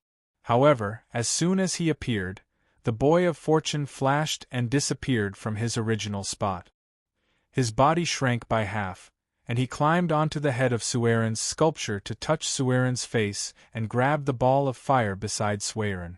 In the next second, the boy of fortune expanded again and appeared on the golden text mountain. He stepped on the activated text and jumped around happily, seeing that Tsang Jie was writing something in the distance. The boy of fortune flashed to Tsang Jie's side and returned to his original size. He reached out to grab Tsang Jie's beard. Tsang Jie smiled as he touched the center of the boy of fortune's eyebrows with the jade pen in his hand. Instantly, a round red cinnabar flower appeared between the boy's eyebrows, making him look more adorable. After touching the flower between the eyebrows, the boy of fortune disappeared from the hall in a split second and came to the real world from the secret mandala. Xia Pingan was startled. He opened his eyes and saw the boy of fortune grabbing his ears and stepping on his shoulders to climb onto his head. Seeing Xia Pingan open his eyes, the boy of fortune kissed Xia Pingan's cheek and giggled. "Papa, Papa." He called twice before disappearing from the underground cultivation room in a split second. Xia Pingan touched his face and felt like he was dreaming. "Did the boy of fortune call me Papa? What's going on?" He looked at his secret mandala and found that the boy of fortune was not there. He searched the basement but found no trace of the boy of fortune. Did the boy of fortune run away on his own? Xia Pingan felt that all of this was too unimaginable. That boy of fortune better not make any trouble. Xia Pingan took out the pocket watch on his body and looked at it. It only took a little more than 2 hours to fuse with the realm pearl of the boy of fortune. Xia Pingan came out of the underground cultivation room. It was already dark outside. The 2 moons in the sky were like mirrors and the stars were shining brightly. It was the beginning of the nightlife in the capital. Xia Pingan looked around the newly rented courtyard but found no trace of the boy of fortune. This boy of fortune is too naughty. Where did he run off to? Just when Xia Pingan had given up looking for the boy of fortune, a scene suddenly appeared in Xia Pingan's mind. The Great Wan Guild Hall appeared in Xia Pingan's sea of consciousness. The boy of fortune who disappeared was sitting on the entrance of the Great Wan Guild Hall. He looked like a ginseng baby and was less than a foot tall. He swung his 2 chubby little feet and leisurely looked around at this interesting world. The street outside the Great Wan Guild Hall was bustling with people and carriages. At the entrance of the Great Wan Guild Hall stood 4 children of the Great Wan City's Tang family. However, no one on the street seemed to be able to see a cute boy wearing a red tutu sitting on the entrance of the Great Wan Guild Hall. A gorgeous 4-wheeled carriage stopped at the entrance of the Great Wan Guild Hall. Xia Pingan saw the gloomy Tang family elder and Tang Long get off the carriage. Then, the boy of fortune, who was swinging his feet on the entrance of the Great Wan Guild Hall, directly jumped off the entrance and onto the Tang family elder's head. Xia Pingan almost cried out when he saw this scene. However, the Tang family elder didn't notice this at all. The hall master hurriedly walked out of the Great Wan Guild Hall to welcome him. As he walked into the Great Wan Guild Hall, he didn't know that a boy of fortune had appeared on his head. Xia Pingan was inwardly shocked. However, what happened next made Xia Pingan even more speechless. He saw the boy of fortune hatefully kick the Tang family elder's head twice. Then, he stood on the Tang family elder's head, lifted his tutu, and revealed a small bird. He stuck out his belly and directly peed on the Tang family elder's head. That pee completely drenched the Tang family elder's head. A layer of black gas suddenly appeared on the Tang family elder's head. This didn't seem to be a good omen. From beginning to end, the Tang family elder and the people around him didn't notice this at all. F***ck, this boy of fortune is too strong. How could he do this? Xia Pingan was already dumbfounded and speechless. You can leave now. Don't wait on me. I'm a bit tired today. I'm going to take a rest. The elder of Tang clan waved his hand as he told the people beside him. After that, he returned to his room with the boy of bliss on his head. Chapter 202. 2 days later, at night, Tianyuan Bridge Night Market. The rental carriage stopped in front of the high memorial arch outside Tianyuan Bridge Night Market. The coachman jumped off the carriage and opened the door for the passenger with a humble and flattering smile. Dear guest, we've arrived at Tianyuan Bridge Night Market. As the door of the rental carriage opened, Xia Pingan, who was wearing a decent black robe, a close-fitting silk vest, a snow-white shirt and a silk top hat, got off the carriage elegantly. After glancing at the night market of Tianyuan Bridge, which was ablaze with lights, he revealed a smile before throwing a few silver coins to the coachman. Keep the change, thank you, sir. The coachman smiled even more fervently. At the same time, he secretly admired his foresight. Looking at this passenger's clothes, he knew that this passenger was indeed not short of money. He was so generous. Sir, do you need me to wait for you here? No need, I want to walk around. Xia Pingan said. Okay, take care, dear guest. After the coachman finished his words, someone came out of the night market and waved towards here. The coachman then got on the carriage and drove it over there. When he came to Tianyuan Bridge Night Market once again, Xia Pingan became a bit excited at the sight of the surging crowd in the night market. The last time he came to the Tianyuan Bridge Night Market, he didn't have much money in his pocket. His mood was dampened and he caused trouble. He didn't walk around the night market much. Today, he came here again. Xia Pingan wanted to walk around again and sweep the place clean. The moment he thought about those realm pearls in the night market, Xia Pingan's heart became pounding. This was the biggest advantage of Shangjing City. As resources from all over the world gathered here, as long as one had enough money, one could buy a lot of realm pearls here to improve one's strength. Realm pearls that were rarely seen in other places could be exchanged with the most mundane items here. For Xia Pingan, coming to the night market once again, he felt like having 100,000 strings of cash and riding a crane to Yangzhou. Right now, Xia Pingan was already thinking about how to get a job in Shangjing City that could earn money.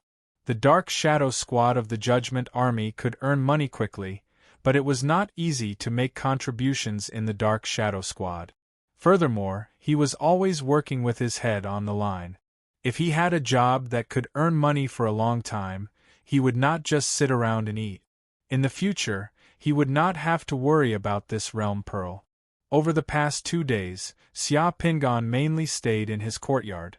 As he monitored that elder of Tang clan with the help of the Boy of Blessing, he thought about making money. Occasionally, he would go shopping outside and buy something. Xia Pingan originally thought that he could see and hear what the Boy of Blessing saw and heard at any time. However, over the past 2 days, he slowly realized that what he could see and hear was not up to him at all. It seemed that it was up to the Boy of Blessing to decide. Although the Boy of Blessing was his summoned creature and had a faint telepathic connection with him, that little guy was very naughty and could not be commanded at all. Xia Pingan only felt that the little guy was staring at that elder of Tang clan, but the image in his mind would only appear occasionally. At first, Xia Pingan felt a little uncomfortable. However, soon, Xia Pingan felt that it was quite good. If the images of other people's lives appeared in his mind at all times, and he even stared at that elder of Tang clan going to the toilet and picking his toes, that would be too disgusting. He might even suffer from schizophrenia. That little guy was very clear about what information was important. Therefore, the information it sent back was not useless. For example, on the first day, that elder of Tang clan stayed in the guild hall for the whole day. He just sat in his room and read a book. That little guy only sent back a few images at intervals, so that Xia Pingan could roughly know what that elder of Tang clan was doing, what kind of books he was reading, and what kind of food he was eating. During the day, the elder of Tang clan went out in a carriage again. That little guy followed him all the way and directly sat on the head of the elder of Tang clan, participating in all the activities. Xia Pingan saw that the elder of Tang clan went to an auction house, a newspaper office, and a trading company in Shangjing City. He visited several people who had business dealings with Tang clan and had 2 meals. Through the Boy of Blessing, Xia Pingan saw all the scenes of the meeting between the elder of Tang clan and those people. He found that the 2 sides were just discussing some business cooperation matters. There was also a pure relationship between them. There was nothing unusual. Tonight, the elder of Tang clan returned to the guild hall to rest again. That little guy did not send any more images. Xia Pingan came to the Tianyuan Bridge night market. The Tianyuan Bridge night market was as lively as last time. However, there were some differences. Today, there seemed to be a little more policemen here than last time. Those policemen were all wearing police uniforms. Each of their eyes swept over the people coming and going in the night market. They seemed to be quite vigilant, as if they were looking for someone. Xia Pingan had not walked far in the night market when 2 policemen came over to ask, "Mister, have you seen these people before?" The fat policeman who asked the question took out a wanted poster as he spoke. Xia Pingan looked at it carefully. F***CK. The first person on the wanted poster was Xia Pingan himself. The top of the wanted poster was not a photo, but a portrait of Xia Pingan. The portrait was 90% similar to Xia Pingan, and Xia Pingan's name was on the list. When he first rented the apartment, he had left his real name. As long as he found the landlord, it would not be difficult for the police to find his name. Apart from himself, there were 2 other people on the wanted poster. The other 2 wanted people were the 2 Sun summoners who had brought people to the apartment to ambush him that night. Those 2 people were bounty hunters. One was called Pang Tong, and the other was called Deng Xiaohua. He did not expect them to be wanted as well. Looking at his portrait, Xia Pingan's expression did not change. Instead, he asked curiously, "Are these people in cahoots? What did they do?" "Yes, these people are in cahoots." The policeman probably did not understand what was going on. He only nodded his head mechanically and replied in a serious manner, "These people are related to a very vicious murder case. If you can provide useful clues to the police, you can get a reward of 10,000 gold coins from the victim's family. Wow, 10,000 gold coins, this is not a small amount. I think if I could see these people, I would definitely not miss this opportunity to make money. You can keep this wanted poster. If you find anything, you can contact us. The policeman was like a person who was advertising on the street. He directly handed the wanted poster to Xia Pingan. After chatting with the policeman for a while, Xia Pingan left. At the same time, Xia Pingan also knew that Sun Hao's disappearance should have been discovered by the Sun family. After 3 days, no matter how slow the Sun family was, they would have reacted. If Sun Hao was kidnapped and Sun Hao was still alive, then Sun Hao had been missing for 3 days. The kidnappers would have at least contacted the Sun family to ask for a ransom. In these 3 days, the Sun family did not receive any news. There was no news of Sun Hao, so the possibility of Sun Hao meeting with an accident was very obvious. Sun Hao's uncle was one of the higher-ups of the Shangjing police, so it was not surprising that the wanted poster came out so quickly. What surprised Xia Pingan was that he did not expect the 2 bounty hunters hired by Sun Hao that night to also be wanted. Bounty hunters were all people who licked blood on the blade. That night, Sun Hao and them parted on bad terms, and in the end, they were at daggers drawn. The Sun family naturally had reason to suspect that they would take revenge on Sun Hao. Bounty hunters who were forced to the point of not being able to get paid harbored resentment and could do anything. They deserved it. Thinking of the faces of the 2 wanted bounty hunters at this moment, Xia Pingan's mood was as comfortable as eating iced bayberries in the hottest days of the summer. He almost couldn't help but laugh out loud. Those guys were really unlucky.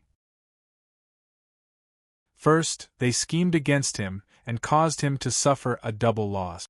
Not to mention that they were cheated by Sun Hao and sold their lives for money. In the end, they were actually wanted by the Sun family and became wanted criminals in the Shang dynasty. The first time Sun Hao saw him was at the Tianyuan Bridge night market. At the same time, this was the favorite place of the bounty hunters, so the police came here to look for clues. His portrait was quite handsome. Xia Pingan glanced at his portrait and muttered in his heart. He folded the wanted poster and put it in his jacket pocket. The night market was still lively and bustling with people. Soon, Xia Pingan was attracted by the realm beads sold on the street. His entire body was moved and his eyes lit up. He was ready for a big fight. Assassin realm bead, there is an assassin realm bead here. A voice from a nearby stall attracted Xia Pingan's attention. Assassin realm bead? What kind of realm bead is this? Hearing this voice, Xia Pingan directly walked over and squeezed into a stall on the street. The owner of that stall was a woman in her 20s with a sharp face and a bunch of small braids. That woman was wearing short leather armor and a short knife hanging on her waist. She didn't look like someone to be trifled with. On that woman's stall, there was only a realm bead emitting a faint red light. Xia Pingan looked at that realm bead and saw a line of golden characters in Xiaozhuan flickering in and out of the realm bead. Tian Guang Luanyong. Xia Pingan was too familiar with this story. Jing Ku was a talent discovered by Tian Guang. Tian Guang was an amazing person. His vision for people was unquestionable. What a pity. This realm bead could summon assassins. However, it could only summon beginner assassins. A person on the side looked at that realm bead and shook his head regretfully. What's so pitiful about it? Beginner assassins are already very powerful. They could kill people without leaving a trace. Additionally, if one could get the realm bead, the beginner assassins could also level up. The higher they level up, the more powerful they would be. Additionally, this realm bead wouldn't pose any danger to their lives. Even without the assistance of immortal crystals, the success rate would still be 25%. It costs 1,100 gold coins. It's too expensive. That person who shook his head regretfully added. Of course, this realm bead wouldn't pose any danger to one's life even if the fusion failed. Of course, it's expensive. Seeing the onlookers gossiping, the woman selling the realm beads grew impatient. She waved her hand and said, "If you want to buy it, then buy it. If you don't want to buy it, then scram. Don't stop me from doing business." Chapter 203. The woman who sold the realm bead was very shrewish and not to be trifled with. The two people in front of the stall seemed to be trainee summoners who had just arrived in Shangjing City. Therefore, they didn't quarrel with the woman. After muttering a few words, they left. 1,100 gold coins were easy to say. However, the realm beads of Boy of Fortune and Bianc that Xia Pingan exchanged last time were only worth about 500 gold coins in total. 1,100 gold coins was a little expensive among the realm bead. It could buy 3 or 4 ordinary realm bead. Even in Shangjing City, 1,100 gold coins could buy a house. This was the price of realm beads. Those realm beads that had a relatively high success rate, had summoning slots, and would not die even if the fusion failed, were often sold at a very high price. This type of realm bead was very popular. There was no lack of rich and powerful summoners in Shangjing City.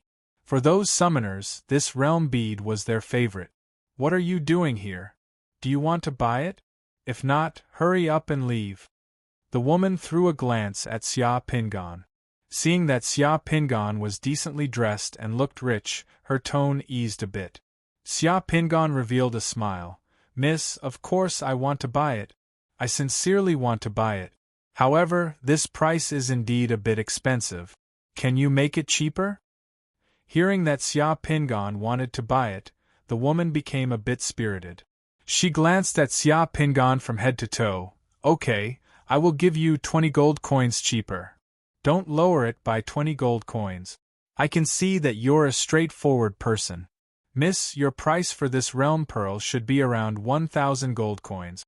Take away the 100 gold coins and I'll buy it for 1,000 gold coins." 1,000 gold coins wasn't a small amount for Xia Pingan, but this realm pearl could summon an assassin.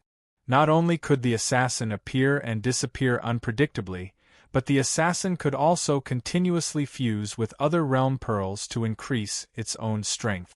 Xia Pingan felt that this realm pearl would be of great use, so he wasn't stingy with the 1,000 gold coins.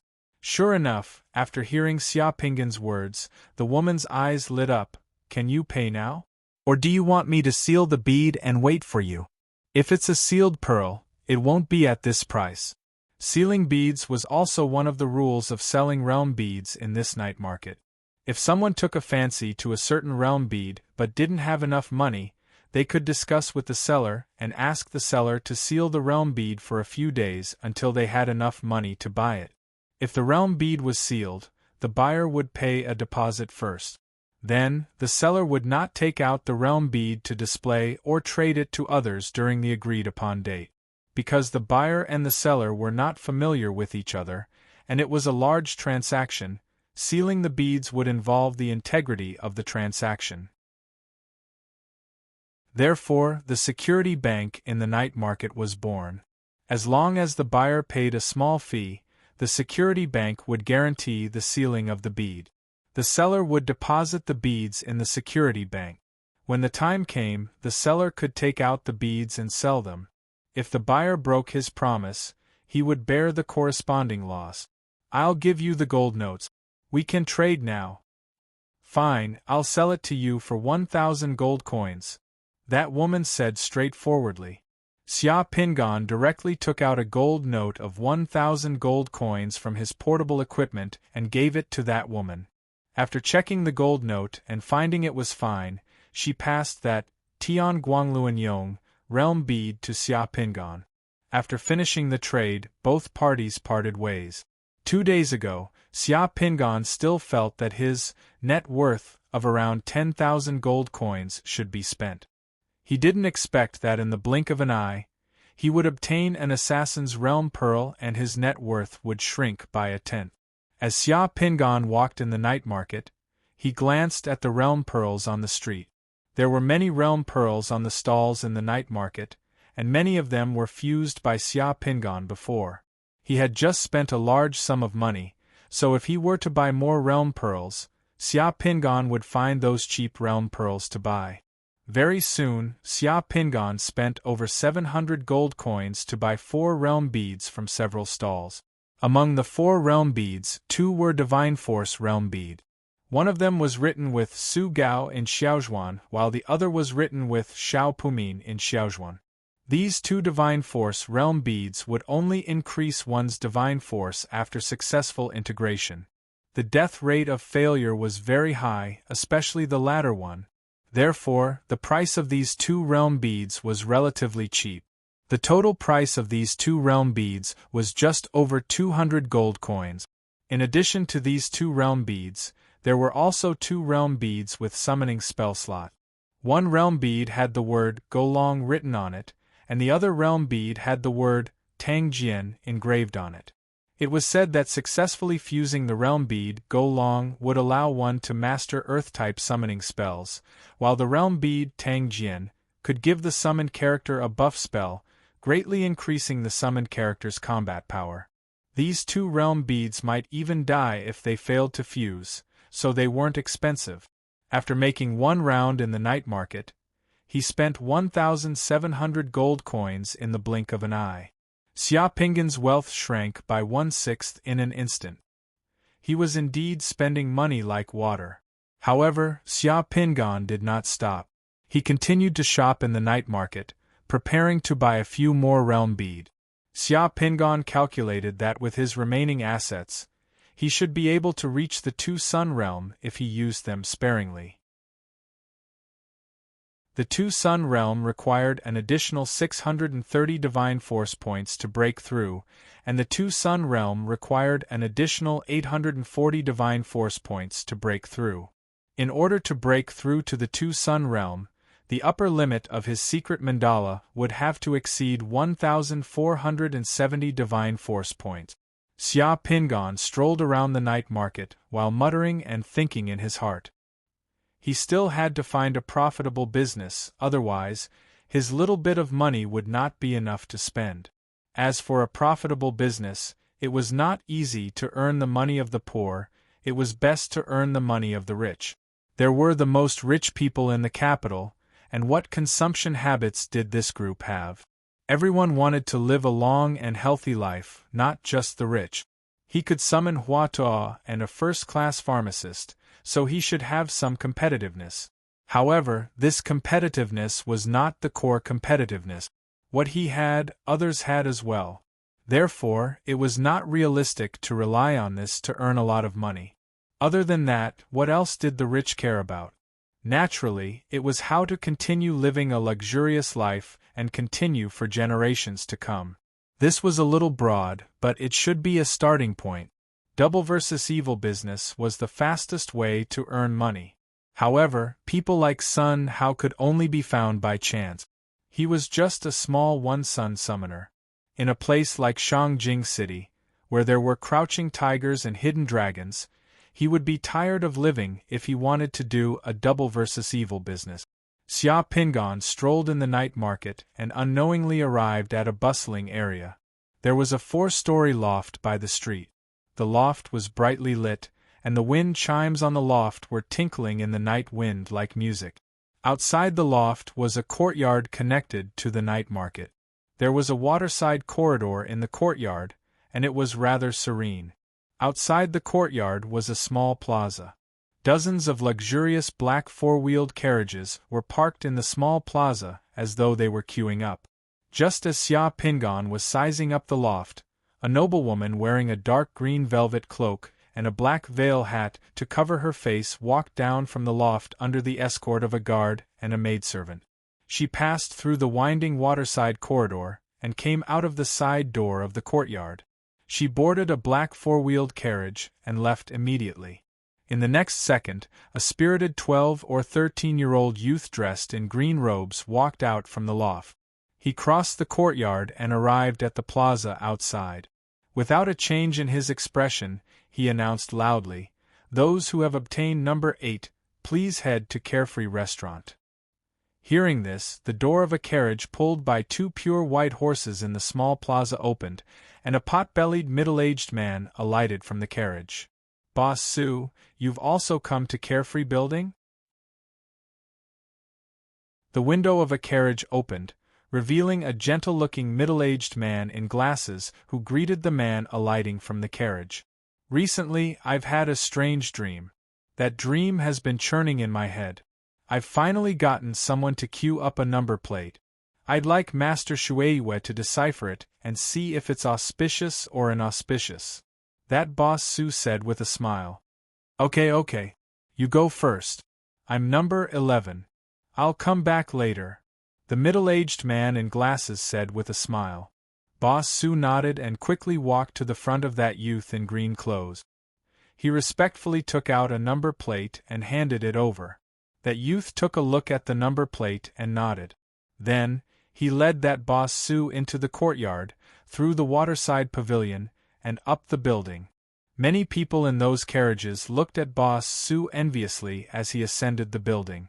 Was deciphering someone's dreams so extravagant? He actually made so many people wait here. Xia Pingan looked at those four-wheeled carriages. Damn, none of them were for hire. They were all private carriages.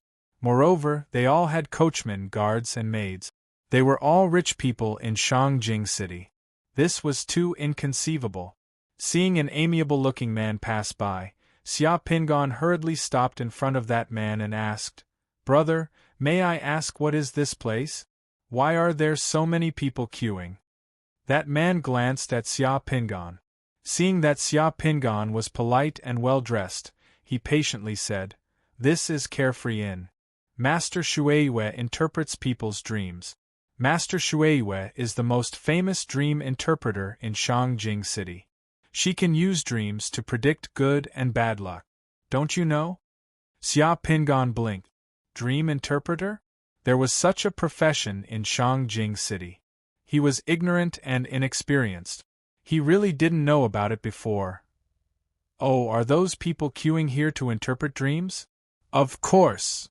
May I ask, how much does Master Shueiwe charge for interpreting dreams?"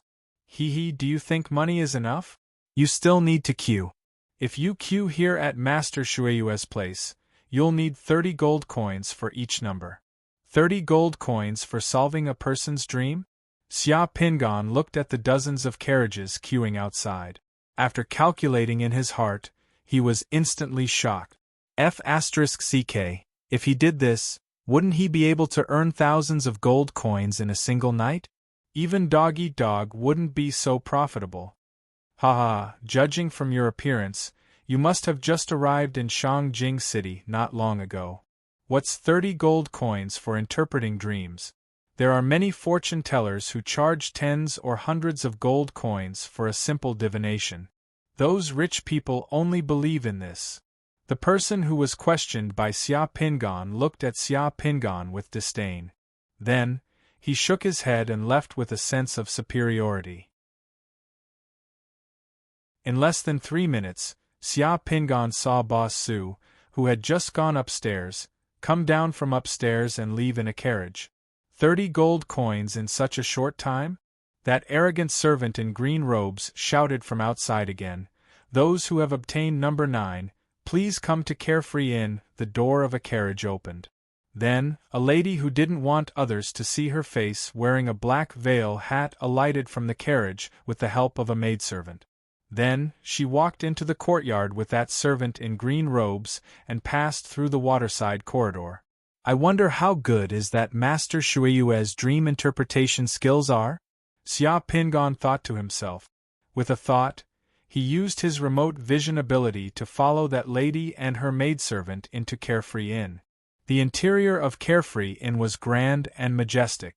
There was also a sense of elegance and incense in the building. After entering the building, the maid beside the woman who had entered the building remained in the small hall outside. Only the woman wearing a veil was led by a green-clothed manservant through a door and a beaded curtain, and then came to the inner room. An old man in a white robe was sitting behind a tea table. The old man looked pretty good with white hair and a white beard. However, when Xia Pingan saw him, He felt that the old man was too delicate and deliberate. He seemed to lack the true demeanor of an expert. The lady who entered took off her hat and revealed her original face. She was a lady in her 40s who still retained her charm. That lady sat opposite the old man and said worriedly, "Master Shueiwe, I had a dream the day before yesterday. In the dream, I dreamt that I was at home. Suddenly, someone sent a lot of cloth and silk to my house, saying that they wanted to make clothes for me. What is this sign? Is my husband keeping concubines outside again?"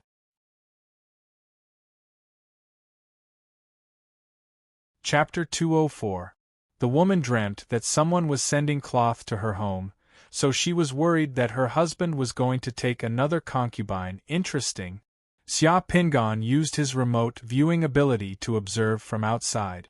At the same time, he wanted to see how Master Shueiwe interpreted the dream. Under Xia Pingan's gaze, Master Shueiwe, who was dressed in a white robe, picked up a brush made of gold and white jade from the table and lightly tapped the woman's forehead between her eyebrows. Amidst the faint ripples of divine power, a ball of brilliance lit up between the woman's eyebrows.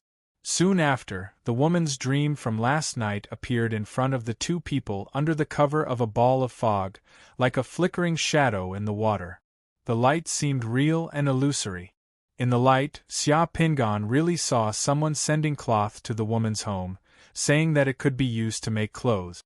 In less than a minute, the light dissipated. Master Shueiwe gently put down the jade pen in her hand and stroked her beard with an unfathomable expression.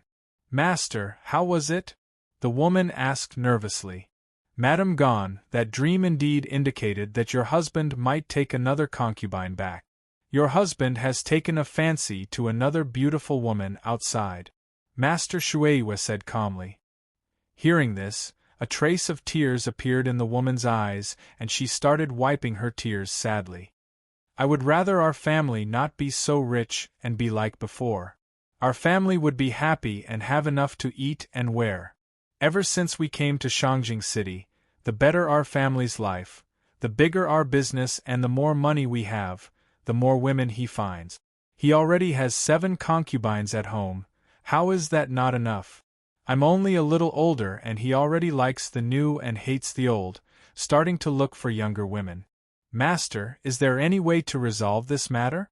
Dreams are a kind of omen. If handled properly, it is indeed possible to resolve it. However, this matter has a lot of implications. Madame Gon should be clear about this. I don't dare to make any guarantees and can only try my best. Moreover, it's not good for us to rashly intervene in other people's karma. We can only partially intervene, I understand. I'll have to trouble Master this time." As the woman spoke, she took out a gold note from her sleeve and handed it over. When Xia Pingan saw the denomination of the gold note, he cursed in his heart. It was a gold note worth 100 gold coins. Master Shueiwe received the gold notes and pulled open a drawer in front of her. She then took out a piece of silver and picked up a brush by the side. With a grave expression, she used cinnabar to draw a bunch of things that no one could understand on that piece of silver. She then carefully wrapped that piece of silver with a red cloth and tied 2 complicated knots before handing it over to that Madame Gon. "Madam, put this dream transformation divine talisman into your husband's pillow and make sure he sleeps with that pillow for a night. After he sleeps, take this dream transformation divine talisman out of your husband's pillow and don't let anyone else see it. Then, throw this dream transformation divine talisman into a flowing river." "Thank you, Master Shueiwe."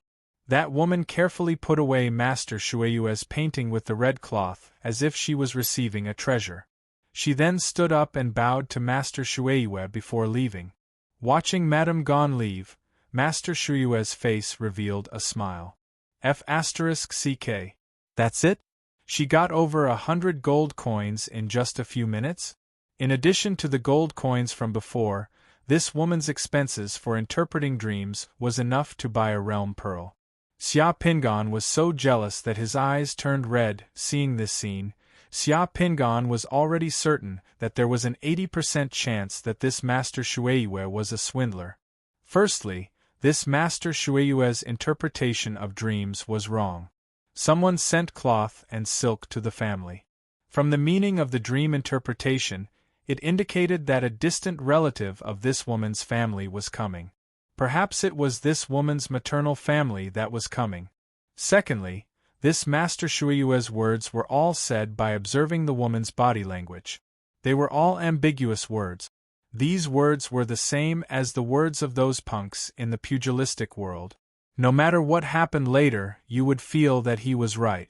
If that woman's husband didn't bring back a concubine, that woman would think that Master Shueiyue's dream transformation divine talisman had worked and would trust Master Shueiyue more. If that woman's husband really brought back a concubine from home, that woman would also think that Master Shueiyue was right. Master Shueiyue had already said that the dream transformation divine talisman didn't completely resolve this matter. Lastly, from Xia Pingan's perspective as a rune master, the words that Master Shueiyue had written on the silver piece with cinnabar didn't have the slightest ripple of divine power or Tao. It was just AF *King scribble. Just that little thing, a few silver coins worth of production cost, and 100 gold coins in the blink of an eye. This Master Shueiyue's only true ability was that when he used the jade brush to point at that woman's forehead, he was able to recreate the woman's dream from last night. That seemed to be a summoner's secret technique. From the aura on Master Shueiyue's body, Master Shueiyue was a summoner. However, he hadn't reached the One Sun realm and the divine power on his body was very weak. That secret technique that could recreate a person's dream seemed mysterious and unfathomable. It was because of this secret technique that Master Shueiyue's following tricks and words could be used without any hindrance, causing people to believe him without a doubt. If one were to ask how Xia Pingan knew that the woman's dream had someone send cloth to her family, it was very simple. When Xia Pingan was studying history at the Old Summer Palace Vocational and Technical College in his previous life, he had systematically researched ancient Huaxia's dream divination culture and the influence that dream divination culture had on Huaxia's history. Unlike other nations, ancient Huaxia was the only country that set up official positions for dream divination masters. Dream divination in ancient Huaxia had always been valued by those kings and rulers. It definitely wasn't the act of a charlatan. Ancient Huaxia's research on dreams was unparalleled. They had long produced monographs that systematically discussed dream divination, such as Yellow Emperor Chang Lu's Dream Divination, Dream Divination Sutra, Duke of Zhou's Dream Interpretation Book, etc. Many ancient Huaxia sages were dream divination masters, such as Duke of Zhou, Yanzi, and Di Renji. Starting from the Zhou dynasty, the imperial court had set up official positions that specialized in dream divination. Furthermore, there were two official positions. One was a part-time dream divination master, and the other was a full-time dream divination master. The divination master was in charge of 3 dream techniques. The first day was to create dreams, the second day was to suppress dreams, and the third day was to nourish dreams. The divination master had 10 scriptures and the other 90. The dream divination master was in charge of the 6 dream techniques, which included true dreams, nightmares, thinking dreams, sleeping dreams, pleasant dreams, and fearing dreams. The dream interpretation culture had a profound impact on Huaxia's history. The most well-known example of the impact of dreams on history was when King Zhou found Jiang Zia in his dream of flying bears. There were many others, but the one that had the greatest impact and the most unknown was when Wu Zetian dreamt that she couldn't win in a game of Shuangluan and sought Di Renjie to interpret her dream. Di Renjie said that the meaning of the dream was that Wu Zetian didn't have a son, so she couldn't win in Shuangluan.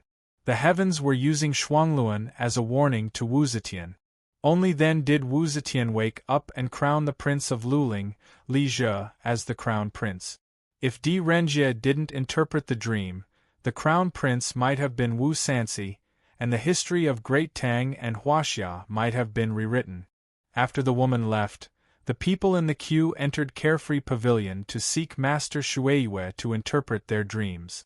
In Xia Pinggan's eyes, Master Shueiyue's ability to interpret dreams was simply nonsense. However, his ability to fool people was top-notch. For those who sought Master Shueiyue to interpret their dreams, other than understanding their dreams, there were also some who were like that woman and made some requests for Master Shueiyue to help resolve their dreams. At this time, Master Shueiyue began to write his dream-forming divine talisman and fooled those people into a daze. At the same time, they were all deeply grateful. Xia Pinggan only watched from outside for half an hour, and found that Master Shueiyue had already earned 500 to 600 gold coins with this trick. To Xia Pinggan, this was like discovering a new continent. *CK. He didn't expect this profession to be so profitable and so easy. His ability to interpret dreams was inherited from the Duke of Zhou. The Duke of Zhou was a master of ancient China's dream interpretation and a grandmaster in the world of dream interpretation.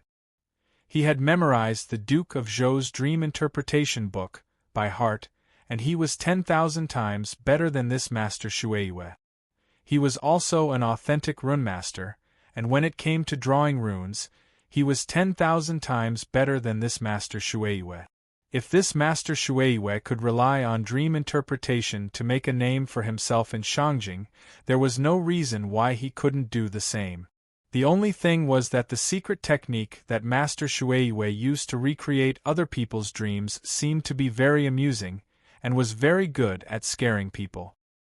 He didn't know what this secret technique was, but if he could grasp it, wouldn't it be very easy for him to become a dream seer in Shangjing and earn a lot of money? At that time, would he still have to worry about not having enough money to buy the realm pearl? Chapter 205. A few horse carriages had already left the small plaza outside Carefree Restaurant, but there were still many people in the queue. Carefree Restaurant's number plate had just reached number 16. Looking at those horse carriages, Xia Pinggan saw fields of ripe wheat waiting to be harvested. No, it wasn't waiting to be harvested, but these ripe wheat would automatically run into someone else's bowl. Another person left Carefree Restaurant. That high-spirited servant in green walked out of the restaurant and passed through the courtyard's waterside pavilion, wanting to call for someone else. Xia Pinggan waited at the door. As soon as the green-clothed manservant walked out, Xia Pinggan took a step forward and stood in front of the green-clothed manservant. At this moment, a few dissatisfied gazes came from the horse carriages behind, all focused on Xia Pinggan's back. However, the people in the horse carriages didn't come down. Those who came here to seek Master Shueiyue's interpretation of dreams were all respectable people and wouldn't make a racket in public. More importantly, everyone knew that Carefree Restaurant followed the rules. Those without a number plate couldn't enter. The gazes from the horse carriages were waiting for Xia Pinggan to be deflated. "This little brother, may I ask if Master Shueiyue is here?" Xia Pinggan asked with a radiant smile. As he spoke, he extended his hand and handed a gold coin to that high-spirited servant in green. The servant in green originally wanted to scold him, but his mood improved when he felt the weight of the gold coin in his hand. Even in this place, it wasn't easy to meet such a generous guest who could give him a gold coin on their first meeting. Therefore, the servant in green spoke much more politely. "This is Master Shueiyue's Carefree Restaurant. If this young master wants a number plate, please come back tomorrow afternoon. Master Shueiyue only receives customers with a number plate." "Oh, I see. This is my first time in the capital. I heard that Master Shueiyue is very good at interpreting dreams and actually has a secret technique that can allow you to see other people's dreams. I wanted to ask Master Shueiyue for guidance. I wonder where that secret technique came from and whether I can learn it?" So he was a country bumpkin? That servant in green took another look at Xia Pinggan, raised the corner of his mouth and said proudly, Master Shueyue's secret technique is the dream manipulation technique. To master this secret technique, you have to be a summoner and at the same time, be able to successfully integrate a Dream Master's Realm Pearl. That Realm Pearl isn't cheap and easily costs a few thousand gold coins. Master Shueyue was able to become a Dream Master after integrating a Dream Master's Realm Pearl. So it was the ability provided by the Dream Master's Realm Pearl. Xia Pingon immediately understood. But you can't become a Dream Master. It's not that. But... The servant in green kept the gold coins in his pocket and shouted at the horse carriages in the queue, "Those who have obtained number 17, please head to Carefree Restaurant." Xia Pingon left the place.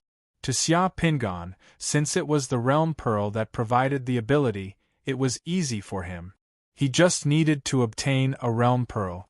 Originally, Xia Pingon wanted to buy a few more Realm Pearls in the night market. However, after hearing the servant in green say that the price of the Dream Master's Realm Pearl was very exaggerated and could easily cost a few thousand gold coins, Xia Pingon decided not to spend any more money. He decided to get the Dream Master's Realm Pearl first. At this moment, Xia Pingon had already made up his mind to become a Dream Master in Shangjing City. Damn it, it was too easy to earn money as a Dream Master. Furthermore, there was no danger. If he wanted to do this, he would definitely be better than that Master Shueyue. The night market was still bustling with noise and excitement. Xia Pingon's mind was filled with Dream Master's Realm Pearls, and he had no time to stroll around. Seeing that there was a shop by the side of the road that sold Realm Pearls, the scale of the shop looked quite big. Xia Pingon directly went in. "Boss, do you have Dream Master's Realm Pearls here?" Xia Pingon asked the moment he entered the shop. The fat boss of the shop looked at Xia Pingon and laughed. He said politely, "Sir, you are here to pick up some scraps in my shop. The price of the Dream Master's Realm Pearl is too expensive.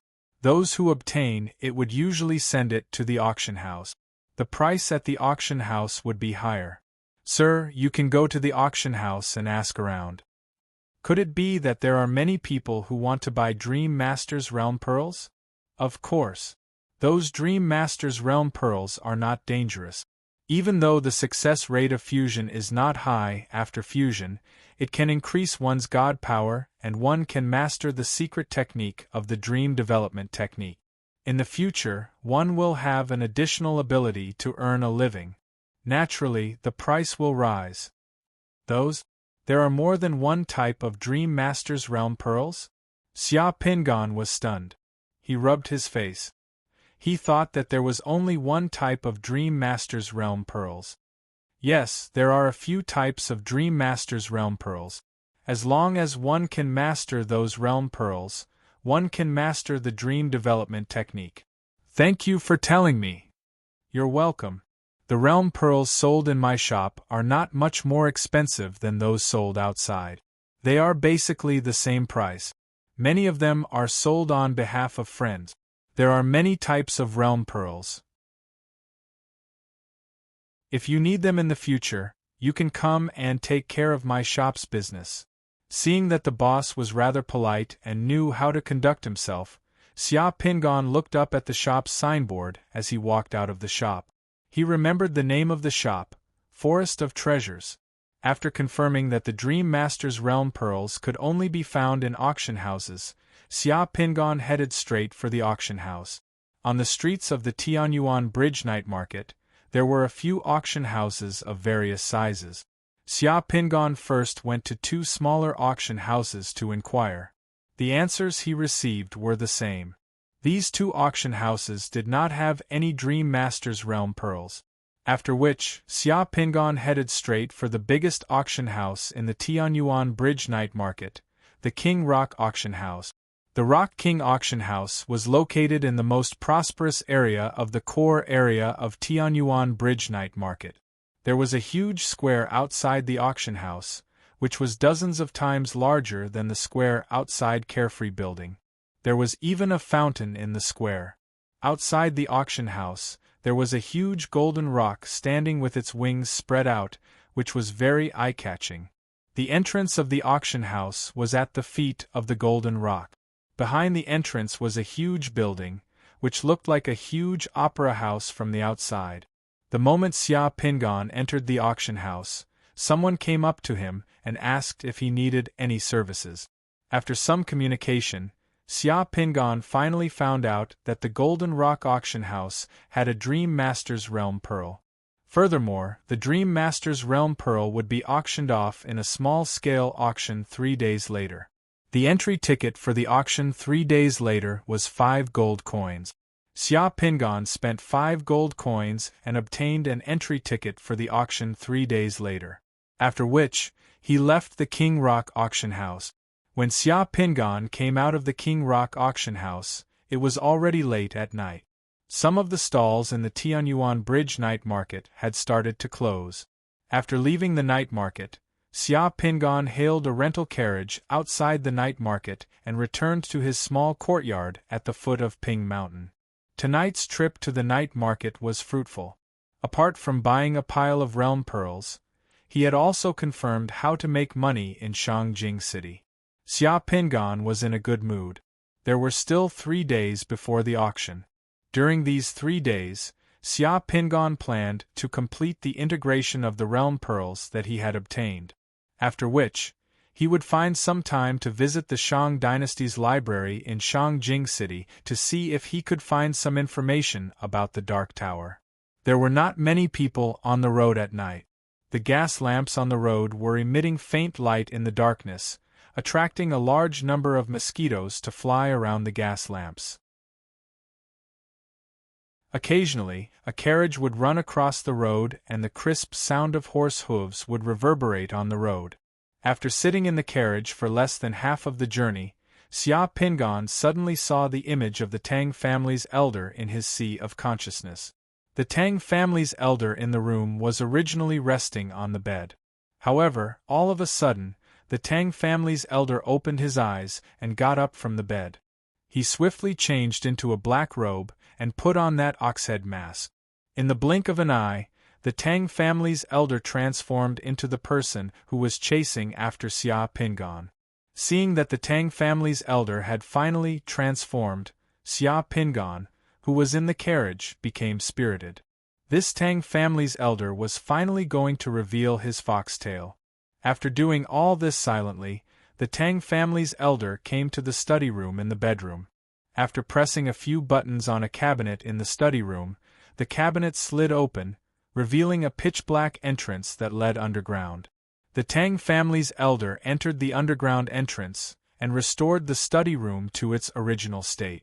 Then, he walked along the underground entrance. After walking for more than 100 meters, an underground river appeared in front of the Tang family's elder. A mass of black fog wrapped around the Tang family's elder. He immediately jumped into the underground river and rapidly swam towards a certain place. From the beginning to the end, the Boy of Blessings was inseparable from the Tang family's elder. The Tang family's elder was standing while the Boy of Blessings was sitting on his head. The Tang family's elder turned into a mass of black fog and jumped into the underground river. The Boy of Blessings was riding on the Tang family's elder's neck while giggling and swinging his chubby little feet. However, the Tang family's elder didn't notice it at all. After the Tang family's elder swam along the underground river for more than 20 kilometers, the water of the underground river suddenly surged and poured into a large river from an underground water hole. That large river was Chinon River. The Tang family's elder, who was wrapped in black fog, looked like a weird big fish swimming in the river. Chinon River was wide and deep. At the bottom of the river, one could see the huge bottoms of big ships slowly moving on the water surface from time to time. After swimming for half an hour, the Tang family's elder swam to the bottom of a big ship. Closely sticking to the big ship, he lightly knocked on the bottom of the ship for a few times. After a few seconds, an isolation cabin at the bottom of the big ship was opened. The Tang family's elder, who was in the form of black fog, immediately poured into the isolation cabin. Strangely enough, the hatch at the bottom of the boat could be opened and people could enter, but not a drop of water could enter the boat. Standing in front of the Tang family's elder was a person in a black robe and a ghost mask.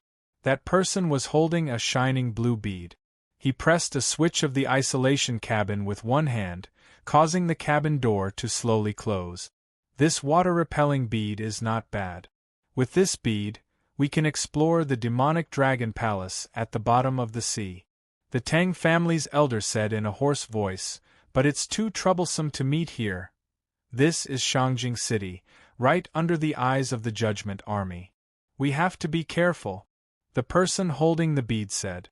Judging from his voice, he was about 40 to 50 years old. "Have they arrived?" "Yes, they've arrived."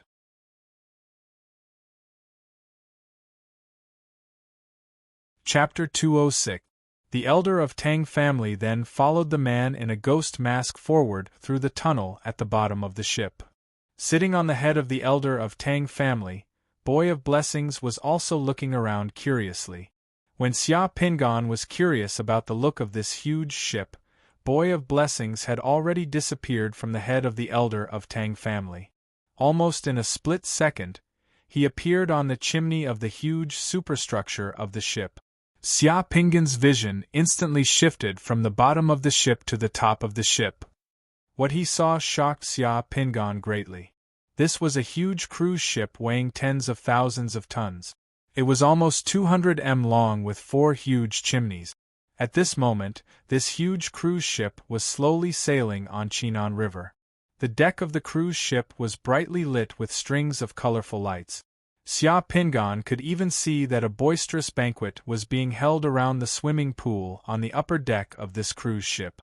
Numerous well-dressed ladies were drinking and chatting on the deck. Additionally, a band was playing cheerful music. This was the living scene of the upper class in Shangjing City. Sitting on the cruise ship, they drank and made merry on the sparkling Chinan River and partied all night. With a flash, Boy of Blessings had already arrived at the merry crowd on the lower deck. He stepped on the drinks, cheeses and fruit plates on the tables and jumped here and there. From time to time, he would shuttle between those beauties in long skirts. Occasionally, he would pull their hair, kiss their cheeks, or directly drill under their skirts. Just now, Xia Pingan wanted to praise Boy of Blessings as he felt that Boy of Blessings was too smart. He knew what he wanted to see. However, Xia Pingan had not imagined that this Boy of Blessings liked to flirt with beauties. While shuttling among the beauties, Boy of Blessings revealed an intoxicated expression. Nobody on the deck had discovered Boy of Blessings' arrival. While Child of Fortune was shuttling through the group of beauties, Xia Pingan also saw the name of the cruise ship. The name of the cruise ship could be seen on the lifebuoy, Sea Zither cruise ship. This was a great harvest. If that elder of Tang family was a member of the Bloody Demon sect, this Sea Zither cruise ship was definitely one of the strongholds of the Bloody Demon sect in Shangjing City. The owner and captain of this Sea Zither cruise ship were definitely related to the Bloody Demon sect. This was a great merit. Xia Pingan became a bit excited. The Boy of Fortune quickly circled around the deck.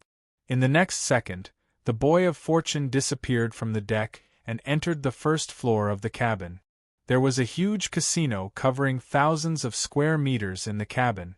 Xia Pingan saw countless people gambling on the gambling tables in the cabin. It was very lively. In the next second, Boy of Fortune left the casino and went to the next floor. On this floor, there was a theater. There were countless beautiful women performing songs and dances.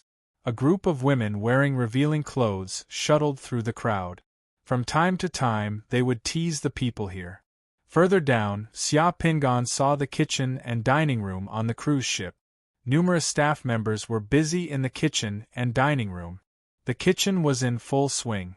On the next floor, Xia Pingan saw numerous pipes, machines and gears. It was stuffy and hot on this floor. Large groups of workers were adding coal to the boilers and maintaining various pipes and machines on the ship like ants.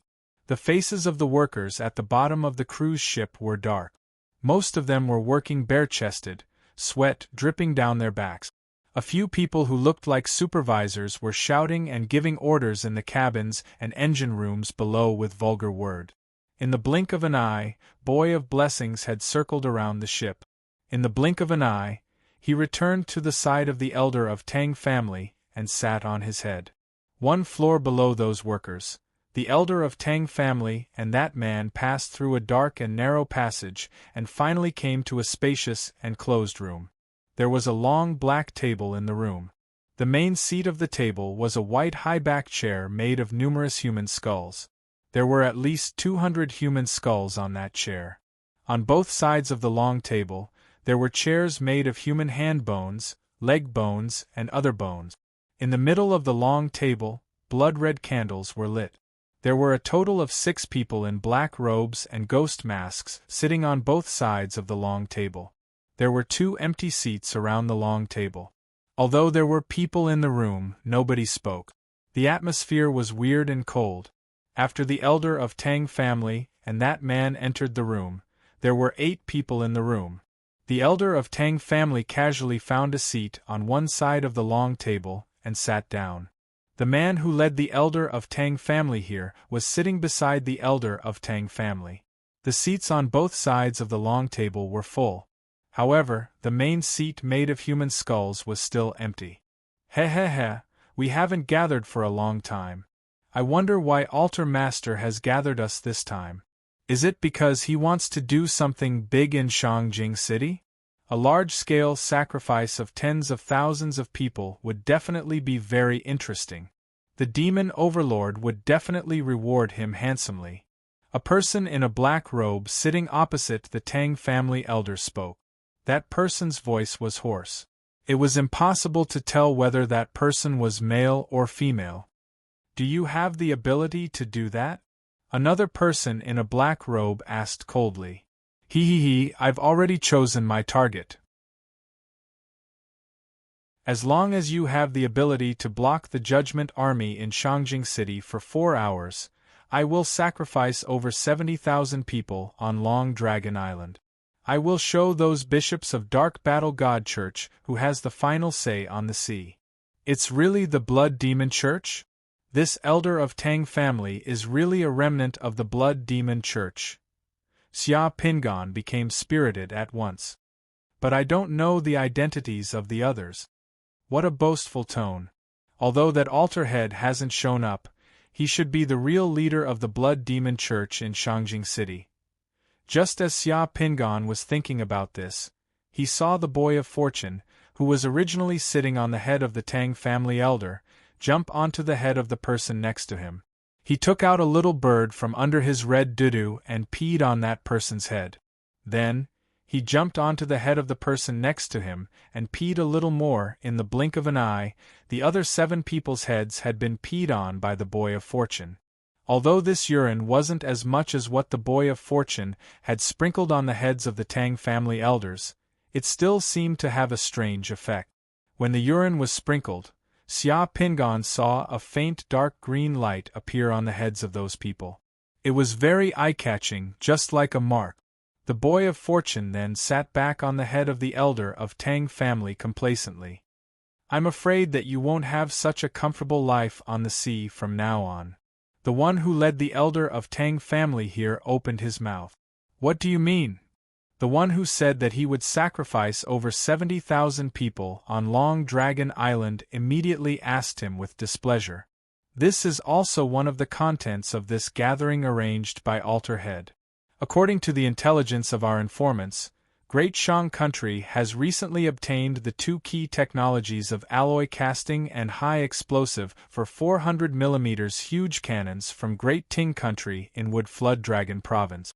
A few days ago, Beitang Wangchuan had already completed the test firing with some huge cannons from Great Ting Country in the underground city of Shangjing City. The huge cannons' shooting range and power are very amazing. They could completely suppress all living beings and summoned creatures below 3 Suns realm. Even if we were hit by the huge cannons without any preparation, we might be severely injured or even shattered into pieces. Additionally, the high explosive doesn't have any immortal energy wave and is very difficult to detect. If the Dark Battle God cult used it to deal with us, it would be very difficult. Great Shang country has already started to cast huge cannons and mass-produce that kind of high explosive. As long as the underground cities and navy of Great Shang country complete the upgrade, the situation facing Great Shang country in the underground and on the sea might completely change. This is very disadvantageous to us. Alterhead, what do you want us to do? The elder of Tang family asked. The trade between Great Shang country and Great Ting country in Wood Flood Dragon province was facilitated by Beitang Wanchuan. The upgrade plan of Great Shang country's navy and underground cities was also led by Beitang Wanchuan. Now, some military factories, shipyards, research institutes and steel factories in Great Shang country are preparing for the early stage of huge cannons and high explosive production. The complete technical information of huge cannons and high explosive is still in the hands of Beitang Wanchuan. As long as we kill Beitang Wanchuan and seize his technical information, Great Shang country would fall into civil strife and their upgrade plan would be terminated.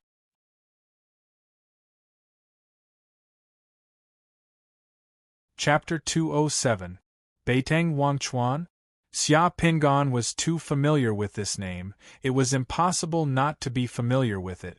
Beitang Wanchuan was the crown prince of the Great Shang nation and the patriarch of the Dark War God cult. Beitang Wanchuan was the kind of person who stood at the top of the pyramid in Shangjing City and the entire Great Shang nation. Xia Pingan naturally knew Beitang Wanchuan's name. He didn't expect the blood demon cult to attack the crown prince of the Great Shang nation. This information was too valuable. Even sitting in the carriage, Xia Pingan's heart was beating violently. The meeting at the bottom of the sea zither cruise ship was still going on. What the person said just now shocked the other people in the meeting. There was a short silence in the room. If Beitang Wanchuan is easy to kill, why wait until now? A person sitting opposite the Tang family elder said coldly, Beitang Wanchuan is already a powerful summoner of the Five Suns realm. I'm afraid none of us here is a match for Beitang Wanchuan. What's more, Beitang Wanchuan has a lot of experts around him. I heard that Beitang Wanchuan is secretly protected by a Seven Suns realm imperial consecrator. How can we kill him? That's right. Do you really think that the people from the Judgment Army are useless? Another person next to him said, although we're not weak, we have to admit that they have the advantage in the Great Shang nation. Beitang Wanchuan will leave Shangjing City on the 15th of May next month. He will take an airship to Beihai Harbor to participate in the launching ceremony of the Great Shang nation's navy's new ship and the subsequent fleet review. At that time, Beitang Wanchuan's guards will be the weakest. Altar Master has already made arrangements. At that time, Altar Master will restrain the Imperial Consecrator around Beitang Wanchuan, and you will be responsible for reining in the other guards and the experts of the fleet. At that time, someone will be responsible for killing Beitang Wanchuan. This operation is very important. Altar Master wants you to do your best, even if it means exposing part of our strength in Shangjing City and the Great Shang nation. As the speaker spoke, he took out 7 pieces of black crystals and handed one to each of them. This is the task that Altar Master has arranged for each of you. Take a look. The 7 people each took a piece of black crystal and immersed their consciousness into it. In just a few seconds, they understood the contents and information of the crystal. Then, they crushed the black crystals one by one. Even though Xia Pingan had the Child of Fortune was in the room, the Child of Fortune God couldn't know the specific contents and arrangements of the crystals. Therefore, Xia Pingan naturally wouldn't know the details. I have another question. The Great Ting Kingdom of the Wood Flood Dragon Province didn't have any outstanding achievements in the field of firearms manufacturing.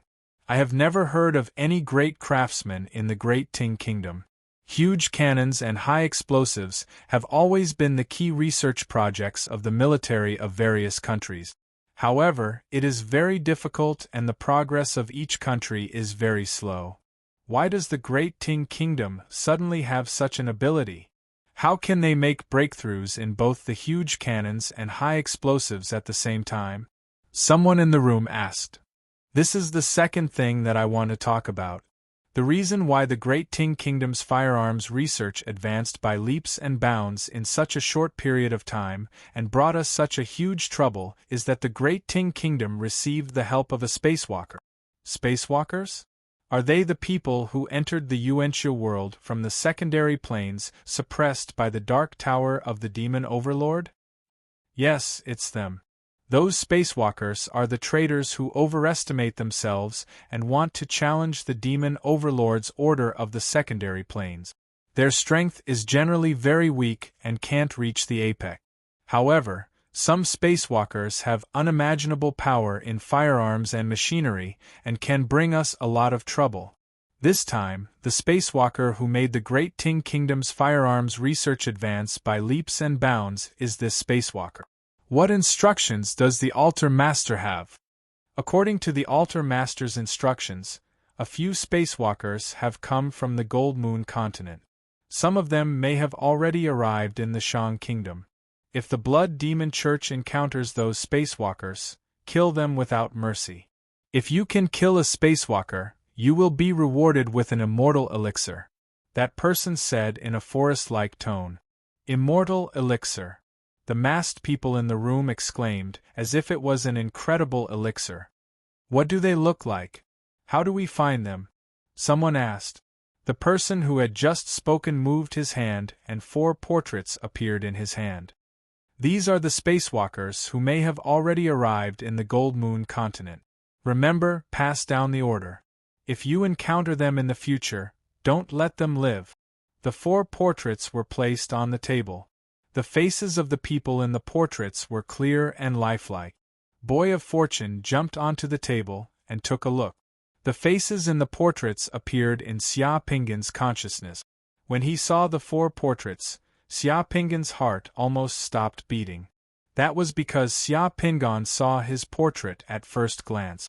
In addition to Xia Pingan's portrait, the other 3 portraits were of Yen Duo, Wu Zhanfeng, and a summoner called Lin Qing. Looking at the portraits on the table, the Tang family elder's fingers on his thigh trembled. His gaze behind the mask paused on Xia Pingan's portrait for a moment. Of course, he remembered Xia Pingan's face. However, the Tang family elder was astute, so he didn't show any abnormality at this time. Soon, the people gathered in this room left through the underwater passage at the bottom of the cabin one by one. They turned into black smoke and disappeared in the blink of an eye. The person with the water-repelling bead was the last to leave. After closing the underwater cabin door, he went all the way up the stairs from another secret passage at the bottom of the cabin. After a while, he entered a luxurious suite on the cruise ship. Taking off his black robe and mask, he transformed into a handsome middle-aged man with a graceful demeanor. Then, he took a pile of chips and went to the casino. Soon after the middle-aged man walked out of the room, he encountered a greasy man who was holding 2 beautiful women. When the greasy man saw the middle-aged man, he was slightly surprised and immediately loosened his arms from the 2 beautiful women. His body became stiff. "Ah, Commandant Su, don't be nervous, don't be nervous. I'm just here to play a few rounds," the man said with a chuckle. "There's no Commandant Su here, only young Master Su who's here to have fun. Do you understand?"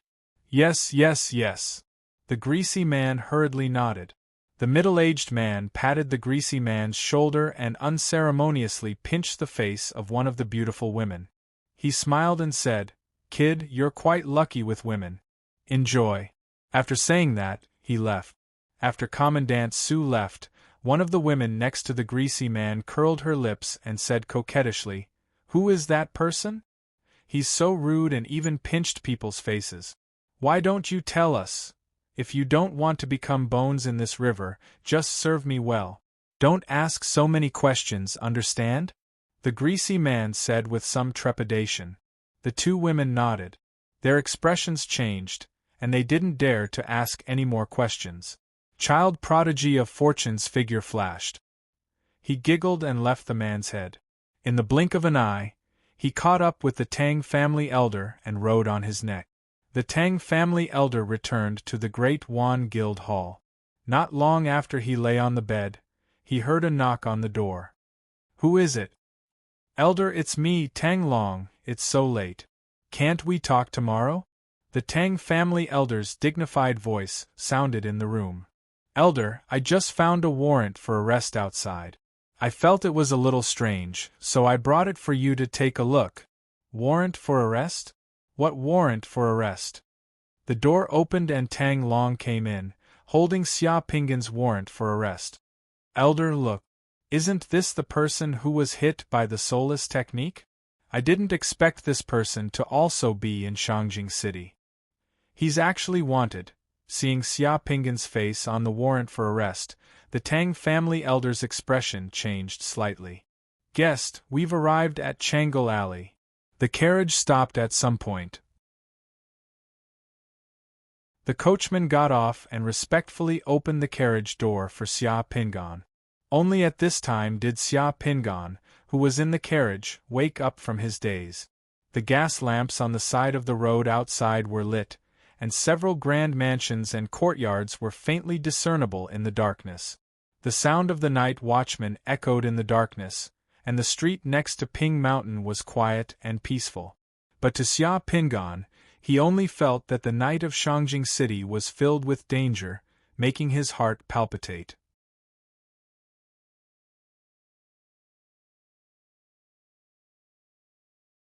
Chapter 208. Xia Pingan paid the fare and walked into the alley. The street lamps in the alley elongated his shadow. The house he rented was in this Changle Alley. He walked through the alley alone, unlocked the door, and returned to the quiet courtyard. The black dragon, who was guarding the house, pounced on Xia Pingan and kept licking his hand. Xia Pingan stroked the black dragon's head and returned to the living room. He did not light the lamp and just sat in front of the window in the living room by the courtyard. He looked at the sparse moonlight and the shadows of the trees outside. He buried himself in the shadows of the room and narrowed his eyes slightly. The information he received tonight made Xia Pingan understand the hidden dangers of Shangjing City. He had to sort it out properly. The information sent back by the Child of Fortune was too crucial. If it were not for the Child of Fortune, Xia Pingan felt that he would not even know how he died in the future. He had wanted to infiltrate the inner circle of the Blood Demon Church, but he did not expect that the Blood Demon Church had already sharpened their blades and issued a kill order for him. If he dared to come into contact with the people of the Blood Demon Church, he would be walking into a trap, like a moth flying into a flame. Spacewalker? These three words made Xia Pingan's heart tighten.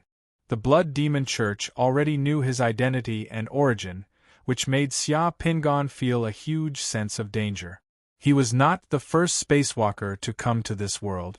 Many spacewalkers had come to this world before, so there was a special term like spacewalker in this world. Furthermore, Xia Pingan keenly discovered two crucial pieces of information from the conversation between the members of the Blood Demon Church. The Dark Tower was a tool used by the Demon Sovereign to suppress the secondary planes. At the same time, the secondary planes that the Demon Sovereign used the Dark Tower to suppress were not limited to the one he came from. There could be other worlds as well. This was because those people used the plural word those when they talked about the secondary planes. Spacewalkers were people who had smuggled themselves into this world from the secondary planes. In addition to himself, Yen Duo, Wu Zhanfeng, and the others might have met with an accident in the space passage and arrived at the Gold Moon continent. However, How did the people of the Blood Demon Church know that they had come to the Gold Moon continent? Moreover, how did they know what they looked like? Even if his companions had fallen into the hands of the Blood Demon Church and were being interrogated, how could his companions know that he had come to the Gold Moon continent? Could it be that the higher-ups of the Blood Demon Church had grasped some unimaginably powerful secret method that could lock onto the whereabouts of the space traversers? This information gave Xia Pingan a new understanding of the Blood Demon Church and made him feel terrified. The Blood Demon Church of this world was definitely not something that the demon eye could compare to. In this world, his relationship with the Blood Demon Church was just like the relationship between the Lamplighters and the demon eye on Earth. It had been completely reversed. He had become the target of the Blood Demon Church's hunt, and once his identity was exposed, he would die. Since the Blood Demon sect had the ability to assassinate the Crown Prince of the Great Shang Nation, the Blood Demon sect's strength in the Great Shang Nation was absolutely terrifying. If they wanted to kill him, it would be even easier. For a very long time in the future, he would not be able to move around in public. That would be making himself a target, and it would be too dangerous. The Blood Demon Church and he were already mortal enemies. Would the Great Shang Nation and the Judgment Army be a variable to him? He had used his original appearance when he joined the Judgment Army. If the Great Shang Nation and the Judgment Army knew that he was a space traverser, what would their attitude towards space traversers be? Would he be in danger? Sitting in the dark, Xia Pingan closed his eyes and began to perform in his mind. After a while, cold sweat appeared on Xia Pingan's forehead. Xia Pingan opened his eyes again, and there was a trace of surprise in his eyes. Just now, he performed the result of the higher-ups of the Great Shang Nation and the Judgment Army knowing his identity as a space traverser. All kinds of possibilities finally converged and pointed to the final result, which was still death. Once his identity was exposed, the Judgment Army and the Great Shang Nation would not kill him. Instead, they would guard against him and restrict him while making use of him. After squeezing out all his value and what he knew, they would use him as bait to lure the people of the Blood Demon Church over and over again. This would make it convenient for the Great Shang Nation and the Judgment Army to eliminate the hidden people of the Blood Demon Church in the Great Shang Nation. In the collision between the two giants, a space traverser like himself was too insignificant. The possibility of him surviving in the end was very slim. The Judgment Army still did not know his identity as a space traverser for the time being. However, as time went by, his identity would inevitably be exposed to the Judgment Army. There was no way to hide it at all. Whether it was someone from the Judgment Army infiltrating the Blood Demon Church, or the Judgment Army fighting with the Blood Demon Church, his identity could be exposed. The biggest possibility was that the Blood Demon Church would definitely take the initiative to reveal his identity as a space traverser through some channels. Then, they would use forces outside the Blood Demon Church to find him. First, they would alert the enemy and then kill with a borrowed knife. This was the fastest way for the Blood Demon Church to find him. Once the Blood Demon Church did this, his identity would be exposed instantly. If he did not integrate the Divine Bead of Fortune and the Child of Fortune, he would be like a blind man walking on the edge of a cliff without knowing it. However, now that he knew, the initiative was back in his hand. Xia Pingan's eyes gradually calmed down and slowly became firm and deep. Finally, a smile appeared at the corner of his mouth. Then, he got up and entered the secret underground room through the secret door. He came to the stone bed for cultivation and sat cross-legged on the futon. Then, he took out the 4 realm beads that he bought tonight. The 5 realm beads had different colors and lights. Touching the 5 lovely realm beads in his hand, Xia Pingan's heart was at ease again. This was the way the world was. Everything depended on strength. As long as he became stronger and stronger, sooner or later, all the obstacles and enemies in front of him would vanish. After looking around the 5 realm beads, Xia Pingan picked up the most expensive realm bead of Tian Guangluanyong and put away the other 4 realm bead. Then, he took out a silver needle and pricked his finger. He dripped a drop of blood on the realm bead and began to integrate it. This realm bead could summon a powerful assassin, which was what Xia Pingan needed the most now. At the same time, Xia Pingan also wanted to see what the famous Jing Ku looked like. The realm bead absorbed the blood. In a short time, Xia Pingan was wrapped in a cocoon of light. When he opened his eyes again, Xia Pingan found himself sitting in front of a table. The table was piled with fine wine and delicious food. He was in a magnificent hall. There were dancers dancing in the hall.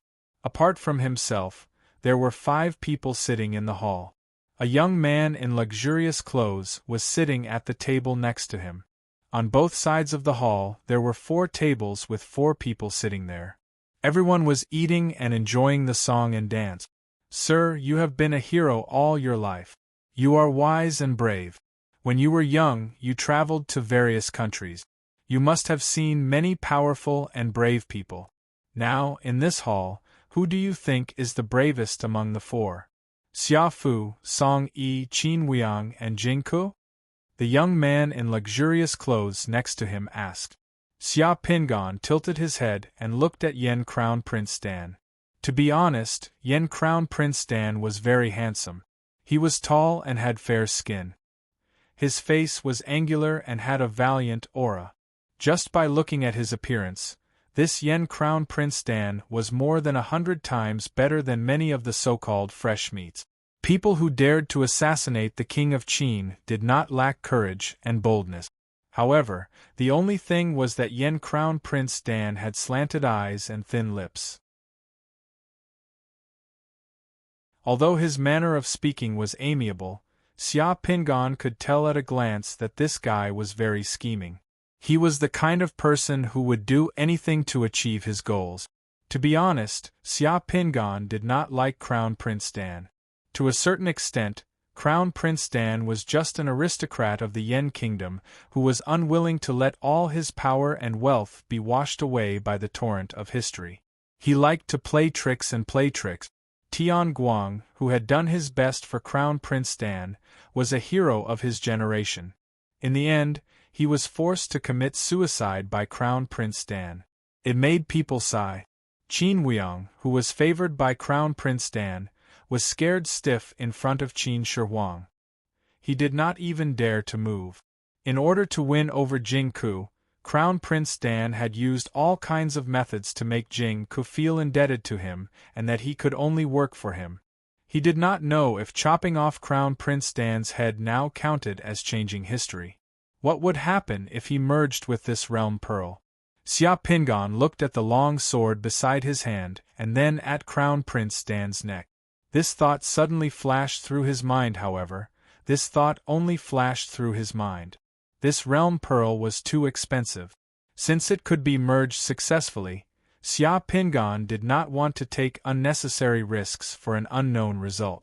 If he killed Crown Prince Dan and then was chopped into pieces by those warriors in the main hall, the merging of the realm pearl would fail. That was not worth it. All kinds of thoughts flashed through Xia Pingan's mind. Then, Xia Pingan decided to follow the rules. After Crown Prince Dan asked this question, Xia Pingan deliberately said loudly, "I heard that the generals and soldiers of the Qin Kingdom are brave.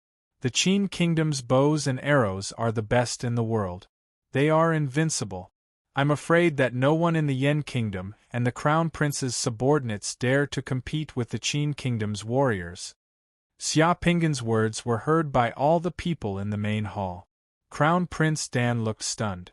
However, the other 4 people sitting in the main hall looked at Xia Pingan at the same time, their eyes full of anger. "Why do you say that, sir?"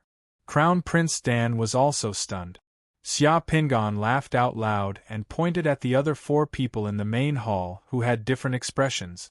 "Your Highness, please don't blame me. What Tian Guang said just now was just answering Your Highness's question and letting Your Highness know who is the bravest of the 4. Your Highness, please take a look." After I said that sentence just now, Xia Fu's face turned red because of anger, which is the bravest of the four. Song Yi's face turned blue because of anger, which is the bravest of the four. Qin Wuiyang's face turned white because of anger, which is the bravest of the four. Only Jing Ke's face remained unchanged because of anger, which is the bravest of the four. Crown Prince Dan was suddenly enlightened. The whole world of the Realm Pearl was shattered at once.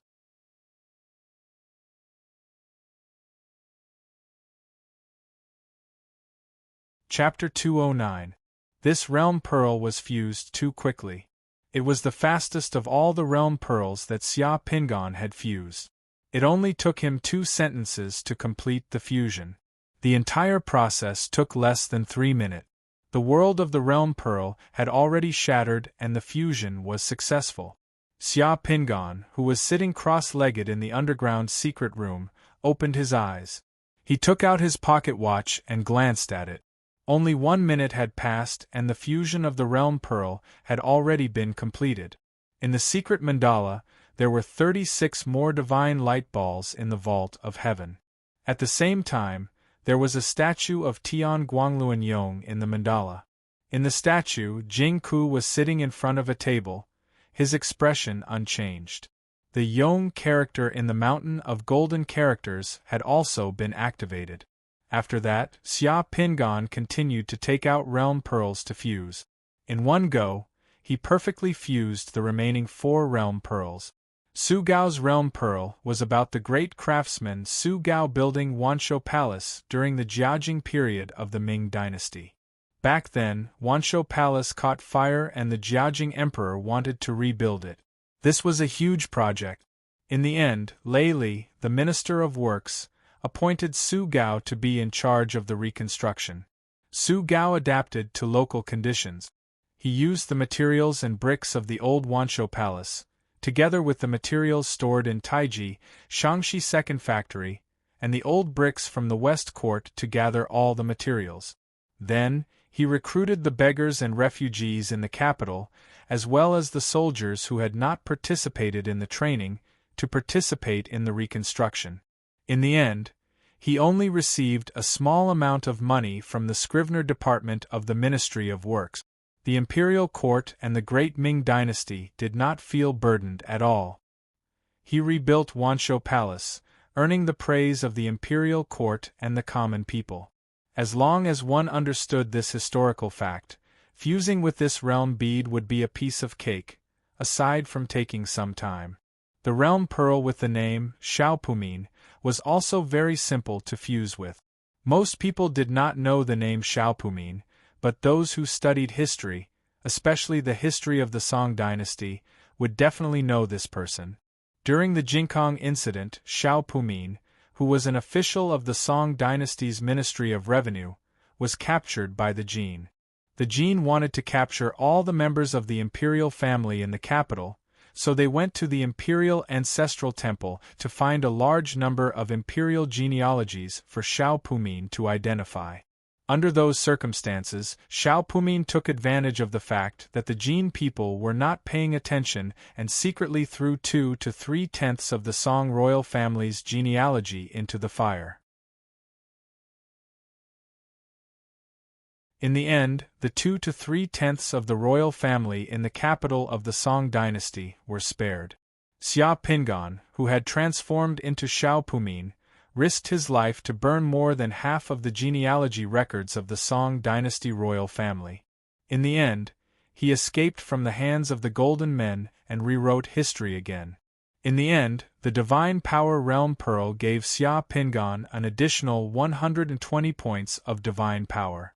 Su Gao built the Wanshou Palace because of his wisdom, and Xiaopumin burned the imperial genealogies because of his loyalty. One was wise, the other was loyal. This allowed the 2 of them to leave their names in history and be praised by future generations. Zhu Long was the son of the legendary water god Gonggong. He was titled as the god of earth. Zhu Long controlled the flood before Yu the Great, and his method was completely different from Yu the Great.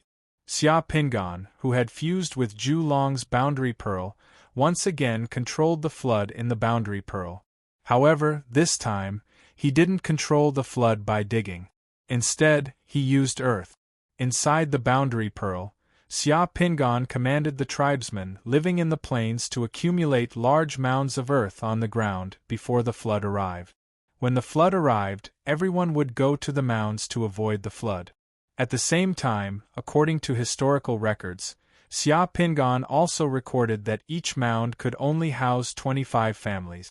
These 25 families were collectively known as a society. This was one of the origins of the word society. At the same time, Zhulong was also known as the society god. The Oath of Tang was a decree and contract used by Shang Tang to suppress Xia Jie during the Battle of Mingtiao. Because of the Oath of Tang, the morale of Shang Tang's army was high and they eventually won. The successful fusion of the Zhulong Realm Pearl gave Xia Pingan an Earth-type summoning spell technique. The successful fusion of the Tang Vow Realm Pearl gave Xia Pingan an additional buff spell technique, Tang Vow, which could greatly increase the combat power of the summoned character. Xia Pingan spent half a night and successfully fused 5 Realm Pearls. The divine power in the secret mandala increased by 317 points. No one would believe that he could fuse 5 Realm Pearls in one night. It was too abnormal. The next night, Xia Pingan, who had made some preparations, came to Bailing Alley after dark. Red lanterns were hung high in front of the brothels in Bailing Alley. It was the busiest time here at night. There was an endless stream of men who came here to seek pleasure. Inside the brothels, there were sounds of flirting. The fragrance of wine, meat, rouge, and face powder mixed together and drifted in the 100 Spirit Street, causing people to be lost in wild and fanciful thoughts. Seeing Xia Pingan, the 2 pimps at the entrance of the brothels gave him a disdainful look and waved their hand. "Hey, don't loiter around here. Hurry up and leave. Don't block our business." "Yeah, where did this pauper come from? So unlucky." Xia Pingan glanced at the brothels through his disheveled hair and then slowly walked towards the fearless house. At this moment, Xia Pingan was wearing a dirty gray coat that looked like it hadn't been washed for many days. His gray hair was disheveled and his beard covered most of his face. Even the exposed skin on his face was a little dark. Although he wasn't a beggar, he looked like he was about to become one. With this appearance, even if Xia Pingan's wanted poster was posted at the entrance of the brothels, the 2 pimps wouldn't be able to recognize him. A person like him entering a pawnshop was too suitable. When he arrived at the fearless house, the servant at the entrance gave him a disdainful look but still led Xia Pingan inside. When Xia Pingan arrived at the pawnshop, he saw Lan Wuwei drinking tea with a leisurely look on his face. Even when Xia Pingan walked up to the counter, Lan Wuwei didn't recognize him. "What do you want to pawn?" the servant at the counter asked. "Is your shopkeeper here?" Xia Pingan's voice was hoarse and haggard like an old man. "I am the shopkeeper here. What do you want to pawn?" Lan Wuwei turned around and glanced at Xia Pingan. "The last time I came here, I treated it as a treasure. Shopkeeper Lan has forgotten me so quickly?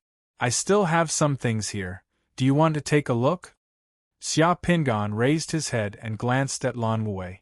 Lan Wuwei and Xia Pingan looked at each other and finally recognized Xia Pingan. His heart quivered and he hurriedly had the servant take Xia Pingan to the Xiang room behind the front hall. Xia Pingan didn't wait for 2 minutes in the secret room before Lan Wuwei arrived. As soon as Lan Wuwei entered the secret room, he stared at Xia Pingan with a serious gaze and asked straightforwardly, "What's the matter with you? Why is the police looking for you? Did you kill the young master of the Sun family?"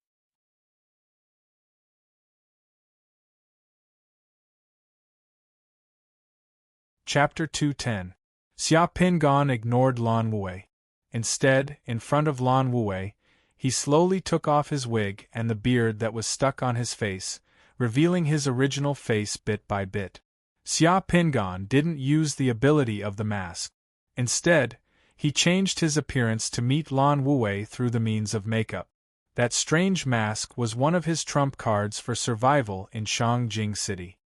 He didn't want to expose it for no reason. Putting on a wig, sticking on a fake beard, making his skin a bit darker, and wearing a tattered shirt, no one could recognize Xia Pingan in the middle of the night. Until now, Lan Wei and the Judgment Army still didn't know that he had changed his identity. Xia Pingan was very clear about his current status and situation. He was just a small chess piece with potential in the Judgment Army's Shadow Squad. The Judgment Army and the Shadow Squad didn't have too much resources and energy to pay attention to him. The Yamen in Shangjing City is too lawless. I was almost killed by the son of the Sun family this time. You still ask me why the Sun family wanted me? Xia Pingan stared at Lan Wei with dissatisfaction. His tone became bitterly cold as he directly scolded, "I'm a member of the Judgment Army and the Shadow Squad. I was chased like a dog outside and was in a precarious situation. I was almost killed by a group of people in Shangjing City. In order to complete the task, I didn't expose my identity even at the most dangerous time. You still ask me what's going on? Didn't the Judgment Army investigate what the warrant for my arrest was about? Or is it that the Judgment Army can't even handle the Yamen of the Sun family? It's really disappointing that they can't even protect a Shadow Squad." Seeing that Xia Pingan was angry, Lan Wei frowned slightly. He patiently sat down in front of Xia Pingan and softened his tone a little. The police and the Judgment Army in Shangjing City are two different systems. They don't belong to each other. The relationship here is very complicated. I just found out that you were wanted yesterday and haven't reported your situation yet. I was just waiting for you to explain. Sun Hao from the Sun family is missing and may have been killed. The police suspect that you are related to this. According to the people of the Sun family, the son of the Sun family had a conflict with you before, so the police issued a warrant for your arrest. What's going on? I met that Sun Hao for the first time at the Tianyuan Bridge night market a few days ago. I saw a realm pearl that could summon the 1,000 illusion child, and bought it first. Later, that Sun Hao came and knew that I had a realm pearl that could summon the 1,000 illusion child. He wanted to buy it from me at the original price. Damn, who does he think he is? I didn't like him and didn't want to sell it to him. That night, he asked the police to search for me in the night market and put a charge on me. Later, I managed to escape from the Tianyuan Bridge night vision.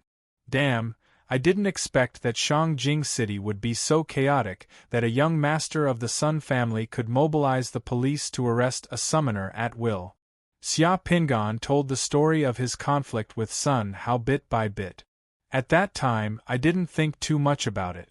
After leaving Tianyuan Bridge night market, I returned to the small apartment I rented. I didn't expect that when I was sleeping in the middle of the night, a large number of bounty hunters and police officers suddenly found my place and wanted to kill me. After I fought with those people, I escaped with great difficulty. These few days, I have been hiding in Shangjing City and inexplicably became a wanted criminal. That Sun Hao's disappearance has nothing to do with me. Xia Pingan would never admit to Sun Hao's matter. Anyway, no one knew about it and there was no evidence to prove that he did it. Although the Judgment Army was powerful, it was impossible for them to know everything that happened in Shangjing. If the Judgment Army really knew everything, there wouldn't be so many people from the Blood Demon Church who could hide in Shangjing to plan big moves. If he denied that he had anything to do with Sun Hao's disappearance, no one would think that he had obtained the strange mask on Sun Hao's body. Lan Wei stared at Xia Pingan and frowned even deeper. Sun Hao's disappearance really has nothing to do with you? How could it have anything to do with me? After we parted at the night market, I didn't see him again. I escaped from the apartment and a large number of summoners and police were chasing after me. It's already good that I was able to keep my life. How would I know where Sun Hao is? A person like him must have bodyguards or something around him. I was running for my life, and I still had the ability to make him disappear immediately. Aren't you thinking too highly of me? You can ask the Judgment Army to investigate and see when Sun Hao went missing. See if I was running for my life at that time. By the way, I saw that the 2 bounty hunters that Sun Hao arranged to hunt me down that night were also on the wanted list. What's going on? Why are they also wanted? Those 2 bounty hunters were the ones that Sun Hao arranged to chase after you. Lan Wei raised his eyebrows and asked with some surprise. Previously, he thought that those 2 people were people that Xia Pingan knew. He didn't expect that those 2 people were actually the ones who chased after Xia Pingan. This was interesting. Sun Hao used a lot of police officers to chase after me that night. Those 2 bounty hunters were working together with the police. You can go and investigate. Could it be that the people Sun Hao and I arranged to kill Sun Hao together? That's too ridiculous. Xia Pingan said directly. A piece of trash like Sun Hao has offended countless people in Shangjing City. It's normal for someone to want to take care of him. It's just that I was unlucky and happened to run into him. The wanted poster of the Shangjing City Police is simply illogical and contradictory. I'll find out. Lan Wei nodded. Can you ask the police to remove my wanted poster first? If I'm wanted all the time, I won't be able to show up in public. It's too inconvenient. Lan Wei thought about it and said slowly, I just told you that the situation in Shangjing City is very complicated. The Judgment Army and the police are not in the same system. The 2 sides are mutually restraining each other to a certain extent. If the Judgment Army helps you remove your wanted poster, it will make people doubt your identity. Your identity as a shadow guard may be exposed. You being wanted now actually has a benefit. Benefit? What benefit? As a wanted criminal, when you get close to the Blood Demon Church, the Blood Demon Church will not doubt your identity. Xia Pingan was not surprised by Lan Wu's statement. This result was exactly as he had acted out. Sure enough, for Lan Wu and the Judgment Army, the greatest value of his existence was that he could infiltrate the Blood Demon Church and help them eradicate the Blood Demon Church's hidden personnel in Shangjing City. The safety of a small person like him was actually insignificant.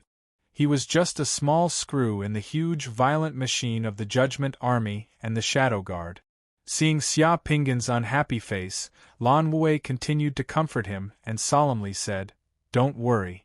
If you are really caught, we will definitely find a way to protect you. We won't really let you take the blame for Sun Hao. It's just that at that time, your identity may be exposed. So, unless it's absolutely necessary, your identity as a shadow guard must not be exposed. Speaking of this, Lan Wu seemed to have thought of something again. By the way, you just said that you obtained a realm pearl of the illusionary child. Has that realm pearl been integrated? Not yet. Xia Pingan shook his head. Can the Judgment Army provide me with a Divine Thoughts crystal that has integrated with the realm pearl of the illusionary child? Is it a little compensation? Lan Wu stared at Xia Pingan and suddenly laughed. Do you know what you are talking about? The Divine Thoughts crystal of the illusionary child. Even Sir Baizhu may not be able to get it. That thing can only be found by chance. If there was such a thing, it would have been used by the Judgment Army long ago. In the entire Judgment Army, there is only one summoner who can summon the illusionary child. That summoner is responsible for the safety of the Imperial City and has a heavy responsibility. If I could get that thing, would I still be here guarding the pawn shop? Speaking of the Imperial City, I have come across a piece of information in the past few days. I don't know if it's useful? Xia Pingan began to throw out his bait. What information? A few days ago, did His Highness the Crown Prince enter the underground city and test the power of the 400mm cannon that the Great Shang Kingdom recently obtained from the Great Ting Kingdom of the Mujiao State?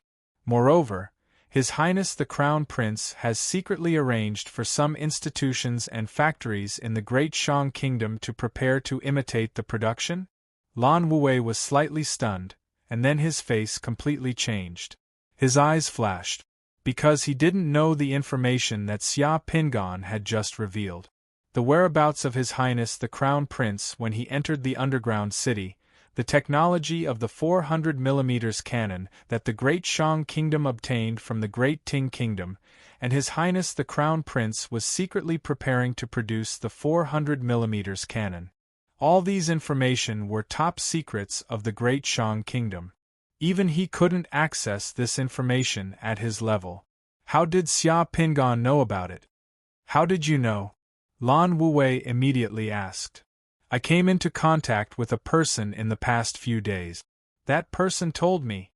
Who is that person? That person is very mysterious. When I came into contact with him, he was wrapped in a cloud of black fog. I don't know who he is.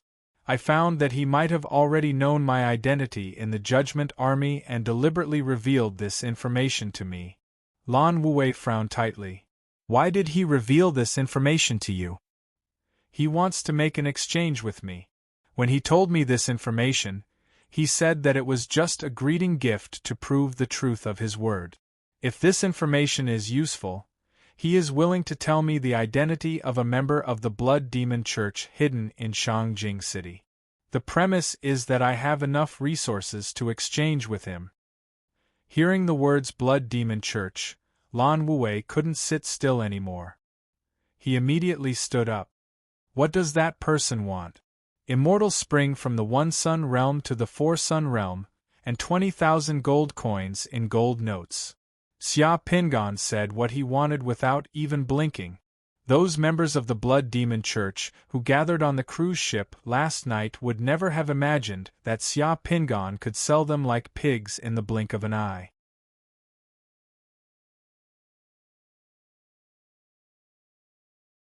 Chapter 211.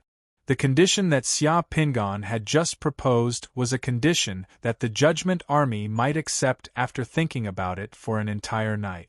If he had reported all the holy springs from the 1-sun realm to the 9-sun realm plus a few 100,000 gold coins, which would make the Judgment Army feel the pinch, this deal would not have been possible. If he had reported too little, it would not match the value of this information. A member of the Blood Demon Church hidden in Shangjing City in exchange for a few holy springs and 20,000 gold coins. Xia Pingan believed that the higher-ups would want to try this price after they knew about it. Even if they were cheated in the end, the loss would not be great.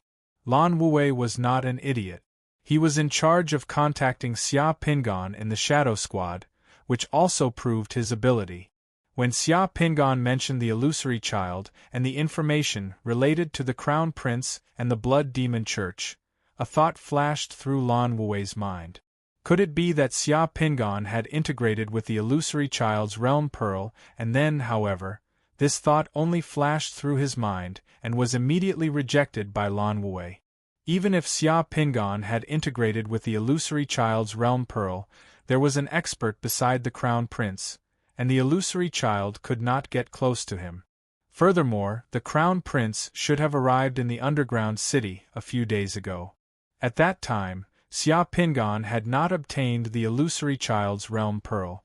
Therefore, this information could not have been discovered by Xia Pingan. Furthermore, even if Xia Pingan could summon the illusory child did not have the ability to actively identify the identity of a member of the Blood Demon Church.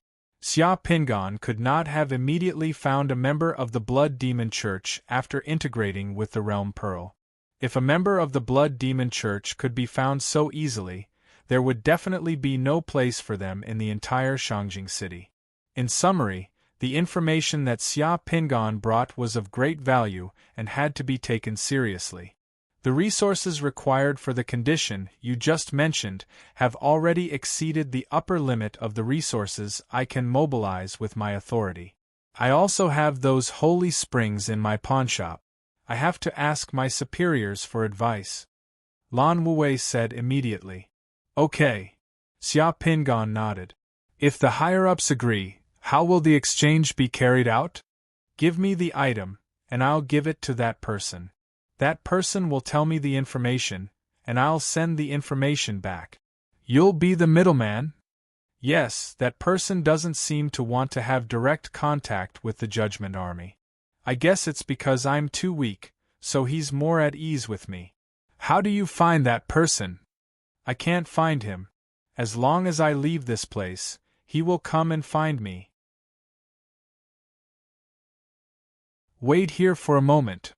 After Lan Wei finished speaking, he left the room through the secret passage, leaving Xia Pingan in the room. Xia Pingan waited patiently in the room. After leaving the Xiang room, Lan Wei came to his study through the secret passage. He took out a brush and ink and wrote quickly. Soon, he had written a piece of paper, rolled it up, and put it in a small bamboo tube.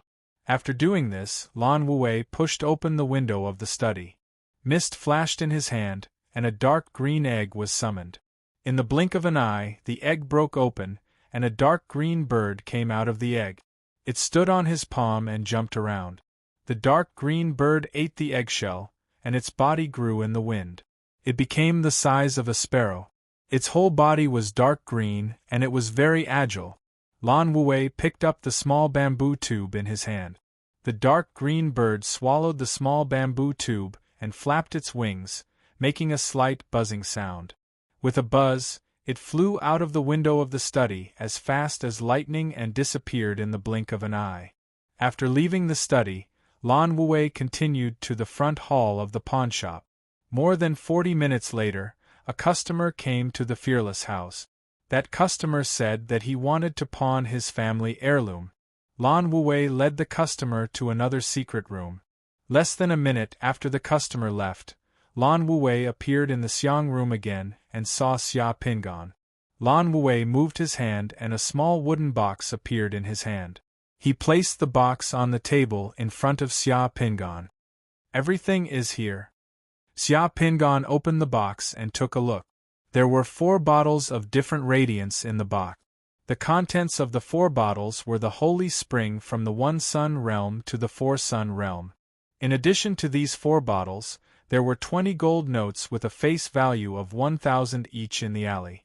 Xia Pingan nodded and put the box into his spatial warehouse. After that person takes the items and completes the transaction, I'll come to you again. You can tell that person that the Blood Demon Church is our mortal enemy. We don't care who he is or how he obtained the information. As long as the information he provides is accurate and can help us eliminate the members of the Blood Demon Church hiding in Shangjing City and the Great Shang Nation, we can continue this transaction in the future. Okay. Xia Pingan nodded and put on his wig again.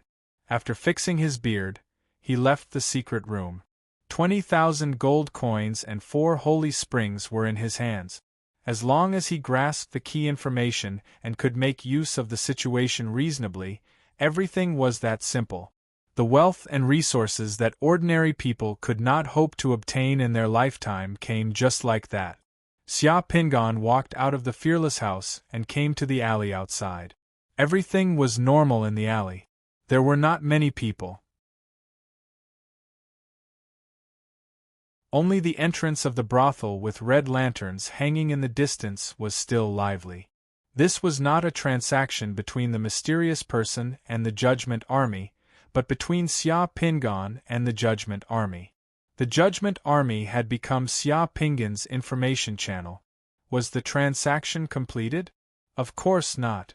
If everything was so easy and the transaction was completed, it would be an insult to the ability of the Judgment Army and the intelligence of the big shots above.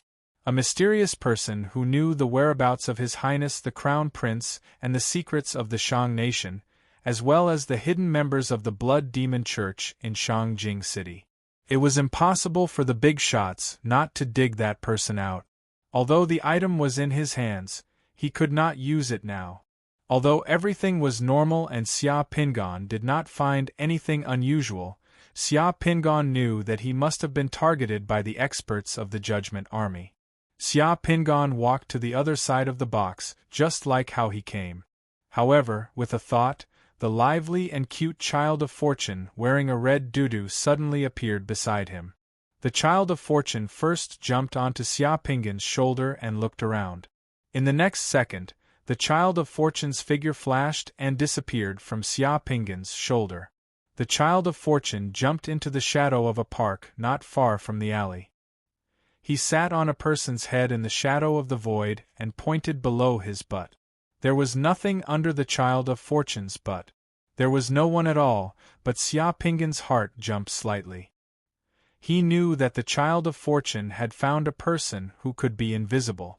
Invisibility without any aura. This ability was too abnormal. Xia Pinggan continued to walk outside. In the next second, the Child of Fortune jumped up from the ground and appeared in the sky. Xia Pinggan's perspective suddenly appeared in the sky. A gray goshawk was hovering in the sky thousands of meters above the ground. Its sharp eyes looked down at the city below. The Child of Fortune was riding on the back of the gray goshawk. He once again pointed at the head of the gray goshawk. It was also following him. Such goshawks could be seen in the sky of Shangjing City at any time. Moreover, there were a lot of them. They would not attract attention at all. When Xia Pinggan walked out of the 100 Spirits Alley, the Child of Fortune jumped onto the back of an unremarkable warrior on the street. That warrior was about 300 meters away from Xia Pinggan. He was hanging on the street, following Xia Pinggan from afar. Wherever Xia Pinggan went, the downtrodden warrior would follow. The transparent person without any aura would also follow. The gray goshawk in the sky would also fly high above. If it wasn't for the Child of Fortune, Xia Pinggan would not have noticed that he was being watched by so many pairs of eyes. In the night, Xia Pinggan was like a vagrant. He walked through half of Shangjing City on his feet. After a few hours, he finally arrived at the southern outskirts of Shangjing City, where there were not many people. He crawled under a bridge and skillfully found a shelter from the wind. He picked up a dirty and tattered quilt from the ground and covered himself with it. Then, he fell asleep. It was very normal for a wanted criminal who could not expose his identity to become a vagrant and sleep under a bridge. As for those pairs of eyes staring at him, let them stare. Xia Pinggan was a vagrant under the bridge for 2 days. On the morning of the 3rd day, Xia Pinggan once again came to the Fearless House. In the same secret room, Xia Pinggan took out the wooden box that Lan Wei gave him 2 days ago and placed it in front of Lan Wei. Everything is inside. It hasn't been touched. What do you mean? Did you not complete the deal? Lan Wei asked with a frown. As I said before, that person probably doesn't want to deal with the Judgment Army, so he chose to use me to make a deal with the Judgment Army because my strength is low, which makes people feel at ease. It has already been 2 days, and that person hasn't appeared again. But this morning, I suddenly heard a voice in my ear. That person said that he didn't like the 3 pairs of eyes staring at me, so this deal is off. It seems that the higher-ups don't trust me and sent people to follow me to find that person. The people sent by the higher-ups were probably discovered by that person, so I really can't complete this deal. If that person thinks that I'm plotting against him, wouldn't I be courting death? Please find someone else. Xia Pinggan's expression was cold. Lan Wei was obviously flustered. He hurriedly stopped Xia Pinggan and said, "Don't be agitated, don't be agitated. I really didn't know that someone was following you. It's probably an arrangement made by the higher-ups out of concern for your safety. Wait here for a moment, I'll go and confirm it." Xia Pinggan waited in the room. After more than half an hour, Lan Wei came in again with a guilty look. Ahem, the higher-ups have withdrawn all the people protecting you. They won't send people to follow you anymore. This time, that person should be able to make a deal with you without any worries.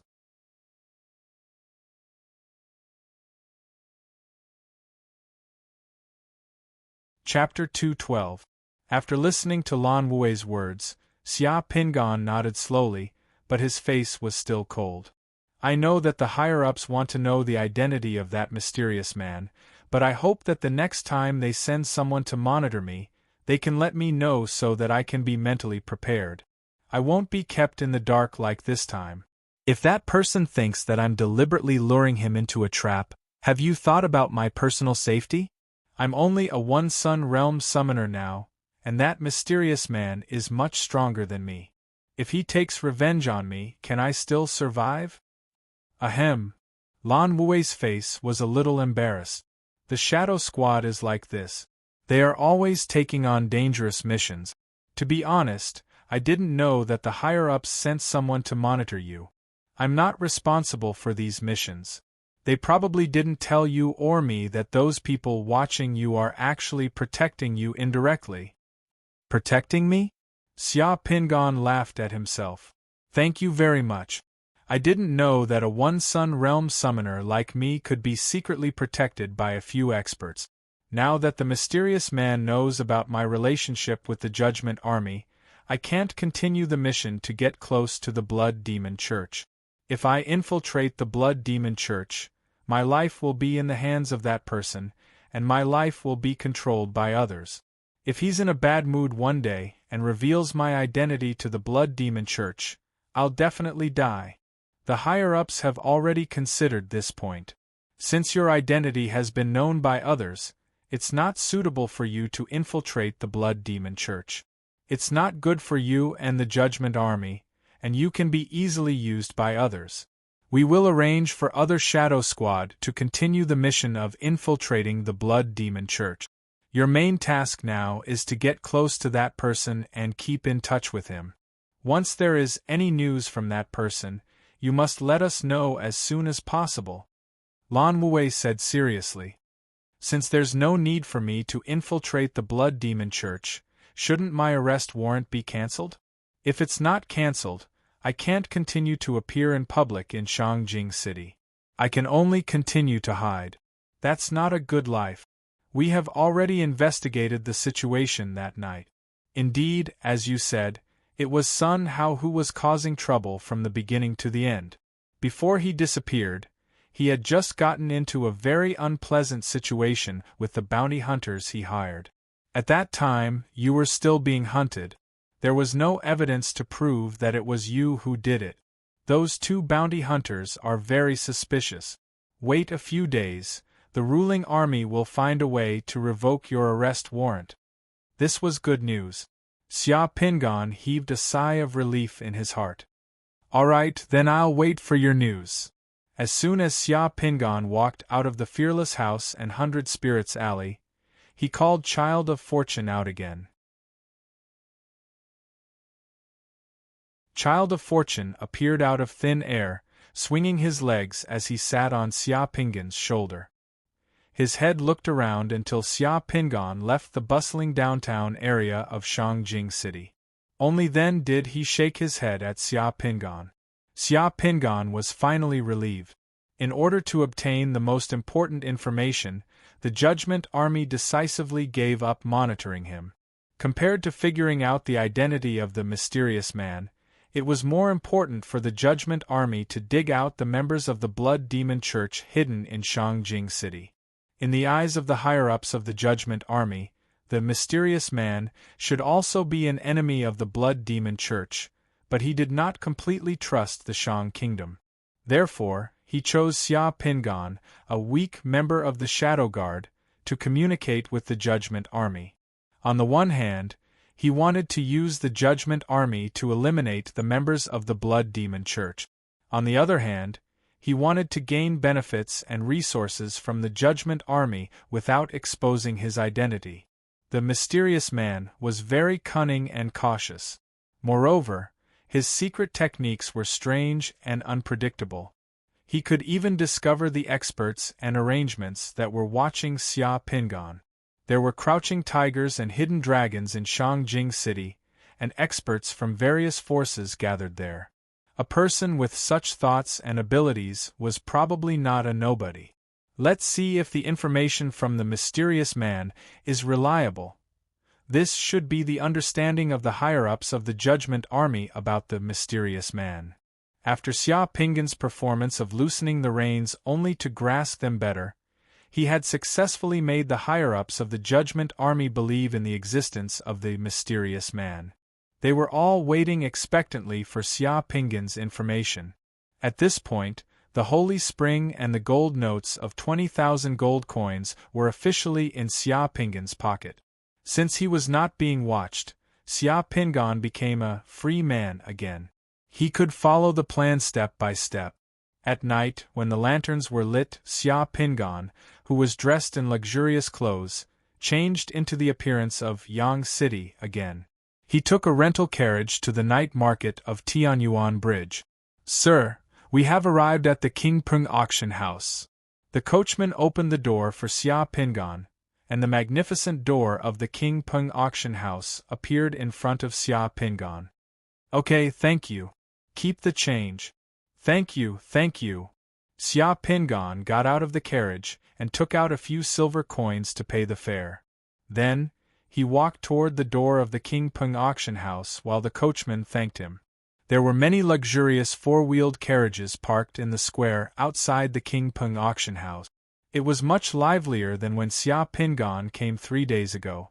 When the carriage passed by Carefree Restaurant in the night market, Xia Pingan looked out of the window.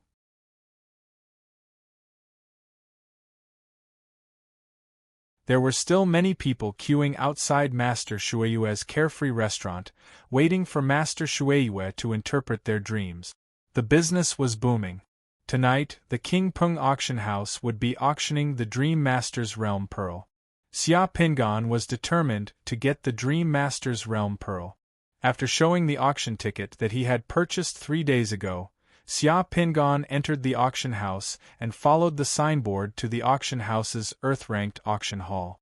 The Dream Master's Realm Pearl would be auctioned in the Earth auction hall tonight. Other than the Earth auction hall, the King Peng auction house also had the Heaven auction hall and the God auction hall. It was just that the 2 auction halls at the back were more high-end. Only the high-end customers of the auction house were qualified to participate in the auction. The items in the Earth auction hall were relatively more ordinary. However, the auction ticket that cost 5 gold coins was enough to keep most of the ordinary people at the door. The Earth auction hall was like a huge conference hall. At the front of the shell-shaped hall was the auction stage. The surrounding seats were arranged from the highest to the lowest, all the way to the auction stage. The entire hall could seat about 2,000 people. Those who entered the auction hall would receive a bidding card at the door. Everyone would then find a seat in the hall according to the number on the bidding card and take a seat. Xia Pingan received a bidding card with the number 1569 and sat in the middle of the hall towards the back. He then waited patiently for the auction to begin. There was a constant stream of people entering the auction hall. There were both men and women. Looking at the appearance of those who entered the auction hall, they were all summoners with some background or wealthy people in the capital. Some of them were here to broaden their horizons. Some of them had a very clear goal. After Xia Pingan waited for more than 10 minutes, almost 80% of the people in the hall were seated. There were whispers in the hall, and it was very lively. At 8:30 p.m., a silver-haired old man in a black tuxedo walked up to the auction stage from the backstage. He bowed slightly to the people in the auction hall, and the entire auction hall quickly quieted down. "Hello, everyone. I will be the host for tonight's auction in the Earth auction hall of the Rock King auction house. Tonight's auctioneer is a summoner. I see that everyone can't wait any longer, so let's not waste everyone's time. Let's start directly." The old man was very experienced. As soon as he got on the stage, he said a few words and went straight to the point. The first item to be auctioned today is the Foundation Establishment Realm Beads for 10 groups of summoners. There are a total of 30 beads. As the auctioneer began to speak, a slide projection of a photo appeared on the snow-white curtain wall behind the old man. Although the projected photo wasn't as vivid and couldn't be compared to the modern projectors on Earth, the content and words in the photo were completely displayed. It could be seen at a glance by the people in the auction hall. What was projected was 30 foundation establishment realm beads arranged neatly in groups of 3. The starting price for these 10 groups of foundation establishment realm beads is 3,000 gold coins. Each time a card is raised, the price will be raised by 50 gold coins. Now, everyone can bid. As soon as the auctioneer finished speaking, someone in the auction hall began to raise their cards. Many of the people participating in this auction were representatives of certain families or organizations. These foundation establishment realm beads could be used to cultivate summoners, so they were naturally very popular. Xia Pingan didn't move. He just watched. In the end, the first group of 10 groups of foundation establishment realm beads was auctioned off for 4,750 gold coins after a few rounds of bidding. After the first set of foundation establishment realm beads was auctioned, the next 4 items were all foundation establishment realm bead. The first 3 items were sold in 10 sets of 30 foundation establishment realm beads, while the last one was sold in 5 sets of 15 foundation establishment realm bead. The price of each of the first 3 foundation establishment realm beads was around 4,750 gold coins. The price of the last one was 2,450 gold coins. After these foundation establishment realm beads were auctioned off, the atmosphere in the auction hall gradually heated up. The next few items that were auctioned off in succession were all groups of the same type of relatively common realm bead. Each group had a maximum of 10 beads and a minimum of 5 bead. For example, the slave soldier realm bead that Xia Pingan had fused with, the realm bead that the countryman had rioted, and the more common realm beads that were waiting for rabbits were all auctioned off in groups here. After these realm beads were sold off, some relatively rare realm beads and spiritual force crystals gradually began to appear. The bidding for these realm beads and spiritual force crystals in the auction hall became more and more intense. People kept raising their cards, and many realm beads and spiritual force crystals were sold off at several times the starting price. Xia Pingan didn't make a move and waited patiently. Finally, after more than an hour of the auction, the Dream Master realm bead that Xia Pingan had been waiting for appeared. As the lights of the projector on the auction stage changed, a colorful picture of the realm bead appeared on the screen. Xia Pingan looked at the realm bead and saw the words, Tang Taizong dreamt of Schweringa floating on the realm bead. This is a very famous Dream Master realm bead. The auctioneer on the auction stage began to explain. Everyone should have heard of this realm bead. This realm bead is a twin realm bead. Not only can the person who successfully fuse with this realm bead become a Dream Master, he can also summon the brave and invincible white-robed God General. In the records of our auction house, the person who successfully fuses with this realm bead will obtain at least 85 points of God power. The starting price of this realm bead is 3,000 gold coins.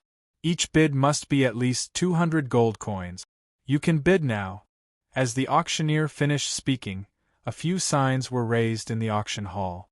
In a blink of an eye, the price of the realm bead had reached above 4,000 gold coins. Xia Pingan raised his card a few times, but in the blink of an eye, the price he raised was overtaken by others. Xia Pingan didn't expect the competition for this Dream Master realm bead to be so intense. Xia Pingan raised his card for the 5th time. The price of this realm bead had already reached 7,000 gold coins, causing a slight commotion in the auction hall. 7,000 gold coins was definitely a huge sum of money. Just as Xia Pingan gritted his teeth and was about to raise his card for the 8th time, a cold voice suddenly sounded in the auction hall. I bid 10,000 gold coins. I wish everyone a happy May Day. There's one more chapter tonight. You're tuning in to the Phoenix Nights YouTube channel. Don't forget to subscribe and join us on this journey to catch the most captivating stories.